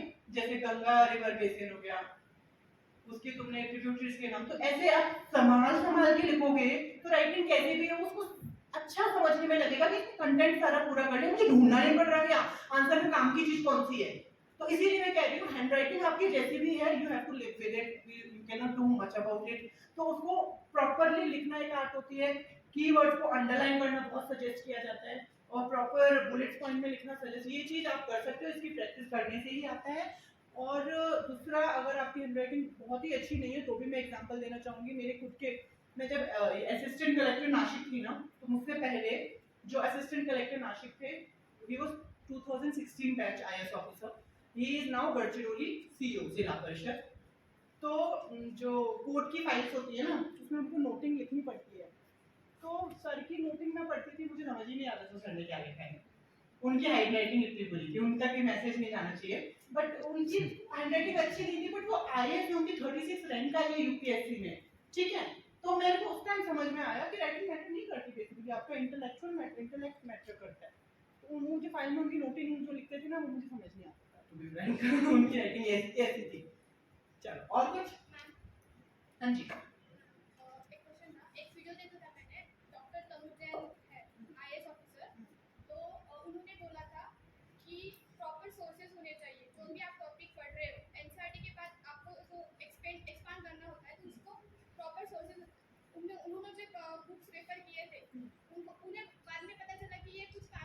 मेरा भी वही हुआ था। हाँ, तो वो कैसे पता चलेगा कि प्रॉपर पर्सन कौन सा है? ये पूछना लोग। ये ना थोड़े टाइम बाद ही पता चलता है बेसिकली। हम शुरू करते हैं, मैंने डिसाइड कर लिया कि मेरे को ये 3 टॉपिक डिसाइड करने हैं, पर आप बहुत ज्यादा यूट्यूब पे उस पे गूगल पे रिसर्च करोगे ना, जो मतलब उसमें सब टॉपर्स ने कौन से रेफर किए, जो मैक्सिमम टॉपर रेफर कर रहे हैं वो तुम्हारा करेक्ट सोर्स है ना।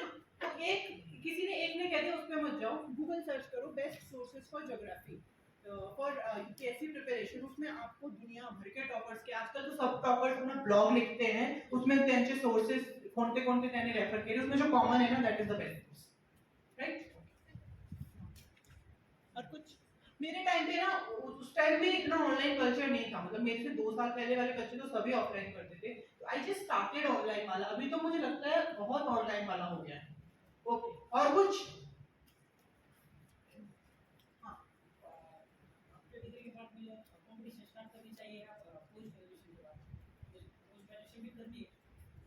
देखो तुम्हाला ते फील्डमध्ये काहीतरी करायचं आहे, जे फील्डमध्ये तुम्हाला पोस्ट ग्रॅज्युएशन करायची आहे, तो तुम्ही पोस्ट ग्रॅज्युएशन करा, बट याच्यासाठी तुमचा बेसिक क्रायटेरिया आहे ग्रॅज्युएशन। तर याच्यासाठी कोणी तुम्हाला पोस्ट ग्रॅज्युएशन साठी विचारणार नाही, तुम्ही केल्यावर तुम्हाला काही बोनस पॉईंट भेटणार नाही, तुमच्या याच्यासाठी डिले होऊन जाईल आणि यूपीएससी मध्ये जास्त जल्दी लगकर सिलेक्शन झाला वो बेटर कहते हैं उसको। इसलिए अगर आपको पोस्ट ग्रेजुएशन के फील्ड में कुछ करना है ना, तो ही पोस्ट ग्रेजुएशन करो, यूपीएससी के लिए इट्स नॉट नीडेड, मतलब इट्स नॉट नीडेड। अगर आप पोस्ट ग्रेजुएशन कर रहे हो बेटर उसी फील्ड में कुछ करो, क्योंकि आम्हाला आमच्या देशाला सगळे फील्ड मध्ये चांगले लोक पाहिजे ना। ओके, झालं? मॅडम एक हाँ क्वेश्चन जी, होता हाँ जी। मॅडम आता त्या स्टुडंटने जो प्रश्न विचारला, स्टुडंट आज the question about the B plan और he should do the post graduation. You are coming from very reputed institute, means आप IIT रुड़की से आते हैं. ये बच्चे means they are from Jalna college of agriculture and also मत्सुगर engineering college. Therefore their risk taking ability is very low. Madam अगर आप IIT Roorkee से आते तो you have enough backup plan, you can go to various fields even if you fail. मैं समझ गया आपको, मैं इंटरप्ट करके थोड़ा शॉर्ट करती हूँ। बैकअप प्लान ये सब ना कहने की बात है। आईआईटी से अगर आपने डायरेक्टली कहीं नहीं गए, 1 साल तैयारी करके वेस्ट कर दी, तो उसको भी कहीं भी नौकरी मिलना बहुत मुश्किल होता है, ठीक है। आईआईटी के बाद वो लोग किसी मतलब प्लेसमेंट वगैरह हो जाते हैं, वो कंटिन्यू कर लेते हैं, फिर उनका कंपटीशन देने की उनकी कैपेबिलिटी नहीं रहती है, उनके वो वेस्टेज ऑफ टाइम ही है। अगर मैंने बहुत लोग देखे हैं 3-3, 4-4 साल प्लेसमेंट झाल्यानंतर त्यांना वाटतं की आता मला जमत नाही का काहीतरी कॉम्पिटिटिव एग्जाम की तैयारी केली पाहिजे, पर उनका एज निकल जाती है, वो निकल जाती है। तो आईआईटी वालों का ये नेगेटिव पॉइंट होता है। दूसरा, त्यांनी 2-3 वर्ष तैयारी केली, सिलेक्शन झाला नहीं, तो उनके लिए भी वो स्ट्रगल सबकी जैसी सेम ही रहती है। आईआईटी से कहने को निकले हैं, थोड़ा बहुत वो होगा, इसलिए मैं आपको मेरा भी यही था कि अगर इसमें नहीं होगा तो मैं एमबीए करने का सोच रही थी, पोस्ट ग्रेजुएशन करने का सोच रही थी, ऑप्शन तो खुले रखने पड़ेंगे ना। मेरा बी प्लान वही था, पोस्ट एमबीए करके फिर अपना कहीं भी नौकरी के लिए ट्राई करते। तो आप लोगों का भी प्लान वही होना चाहिए, ठीक है। कॉम्पिटिटिव एग्जाम की मैं बस ये कह रही हूँ, प्लान बी है, इसका मतलब ये नहीं कि आप इस ए प्लान को भी तैयारी नहीं करते, इसका ट्राई तो दो आप, फिर पोस्ट ग्रेजुएशन के साथ भी तैयारी करते रहो। बस ये नहीं है कि अगर पोस्ट ग्रेजुएशन कर रहा हूँ तो तैयारी नहीं करूंगा, तैयारी कर रहा हूँ तो पोस्ट ग्रेजुएशन नहीं करूंगा। मैंने तभी कहा कि टाइम को डिवाइड करो, स्मार्टली काम करो, टाइम को वेस्ट मत करो। ये हमारा दिमाग का जस्टिफिकेशन है कि मैं अगर पढ़ाई पोस्ट ग्रेजुएशन कर रहा हूँ तो मैं तैयारी नहीं कर सकता, ऐसा कुछ नहीं है, आप सब कुछ कर सकते हो। इसीलिए 2-3 प्लान रेडी रखना है। पोस्ट ग्रेजुएशन करनी चाहिए मुझे लगता है, बट इतनी आपकी हेक्टिक तो पोस्ट ग्रेजुएशन नहीं होती कि आप कॉम्पिटिटिव एग्जाम के साथ में तैयारी नहीं कर सकते, टाइम ही वेस्ट करते हो ना। थोड़ा बहुत पोस्ट ग्रेजुएशन की पढ़ाई कर लेते हो आप लोग, तो फिर जो बाकी टाइम है उसमें तैयारी करो। ओवरऑल टाइम को वेस्ट मत करो, जो भी करना है अगर आप डेडिकेशन हार्डवर्क के साथ करोगे तो आप 100% तुम्ही चांगला करणार आहे त्या एरियामध्ये, ठीक है। रिस्क की बात रही है आपकी, पढ़ने में कोई रिस्क नहीं होता। आप अगर यूपीएससी की तैयारी कर रहे हो ना, कोई और पेपर ऐसे क्लियर कर लोगे, आई एम गारंटिंग यू। मैं स्टेट बोर्ड की, अगर मैं स्टेट पीएससी की बात करूं, जैसे मैंने आरपीएससी का मैं कहती थी मैं कर लूंगी, पर मेरी वो हालत ऐसी थी कि मैं सिर्फ देने के लिए मैंने आरपीएससी का एग्जाम दिया, मैंने तैयारी नहीं करी थी। तो वो माइंडसेट नहीं रखना है कि यूपीएससी कर रहा हूँ तो मैं स्टेट बोर्ड का नहीं करूंगा या मैं कोई और एग्जाम नहीं करूंगा, वो माइंडसेट नहीं ठेवायचा है। मैंने कहा ना 80% सिलेबस सेम है, 20% किसी का कम किसी का ज्यादा हो जाएगा। 30% तो तुमको राजस्थान के बारे में पढ़ना ही पड़ेगा ना, कि महाराष्ट्र के बारे में पढ़ना ही पड़ेगा। तो अगर मैं 20% वो नहीं पढ़ती जाऊंगी, 80% के बेस पे पेपर देने जाऊंगी, तो वो जो 20% पढ़ के आए उनका सिलेक्शन होगा ना, ये गलती अपन को नहीं करनी जो गलती मैंने की। स्टेट बोर्ड जेव्हा एक्झाम दिला होता तो 20% जो स्टेटची तयारी करायची होती तो मी नहीं केली, त्यामुळे मजा नहीं जाता। दैट इज माय लर्निंग जो मैं आपको पास ऑन कर रही हूँ कि अगर आप किसी दूसरे एग्जाम में बैठे हो तो आप ये पढ़ रहे हो उसके अलावा उसका जो एडिशनल है वो पढ़ के जाओ, तो पढ़ लोगे तो इजीली हो जाएगा, नहीं पढ़ोगे तो नहीं। थोड़ा सा 10% 20% एक्स्ट्रा एफर्ट टाकावे लागेल। ओके हाँ how to confirm that I can do that confidently, क्योंकि रिस्क तो बहुत है, नहीं हुआ तो 1 साल तो गया और बाहर बाद में जॉब भी मिलना। मुझे लगता है तुमको कहीं ना कहीं पता रहता है, सबको पता है कि मैं कर सकता हूँ कि नहीं कर सकता, मुझे ऐसा लगता है। जिसको पता है वो नहीं कर सकता, वो नहीं उसमें कूदेगा, उसको जो वो कर सकता है वो चीज करेगा। स्मार्ट आंसर इसका यही है। तुम्हाला वाटतंय तुम्ही करू शकत तो तुम्ही करू शकता। यू शुड फील आप कर सकते हो, और मैं सच बता रही हूँ जिसको लगता है वो नहीं कर पाएगा, फिर वो जो कर पाएगा उसमें वो चीज करेगा ना। जो कर पाएगा की डेफिनेशन वो नहीं है कि एक ही, मैं बता रही हूँ बहुत सारी अपॉर्चुनिटीज है। मैं सिर्फ यूपीएससी के बारे में इसलिए बोल रही हूँ क्योंकि मैंने उसके एग्जाम दिया, मैं दूसरी चीज के बारे में नहीं बोल सकती। मैं अगले सेशंस में, हाँ मैं उससे याद आया कि आप लोग अगले सेशंस में किसको चाहते हैं, कौन आए, किस चीज की तैयारी करनी है, सजेशंस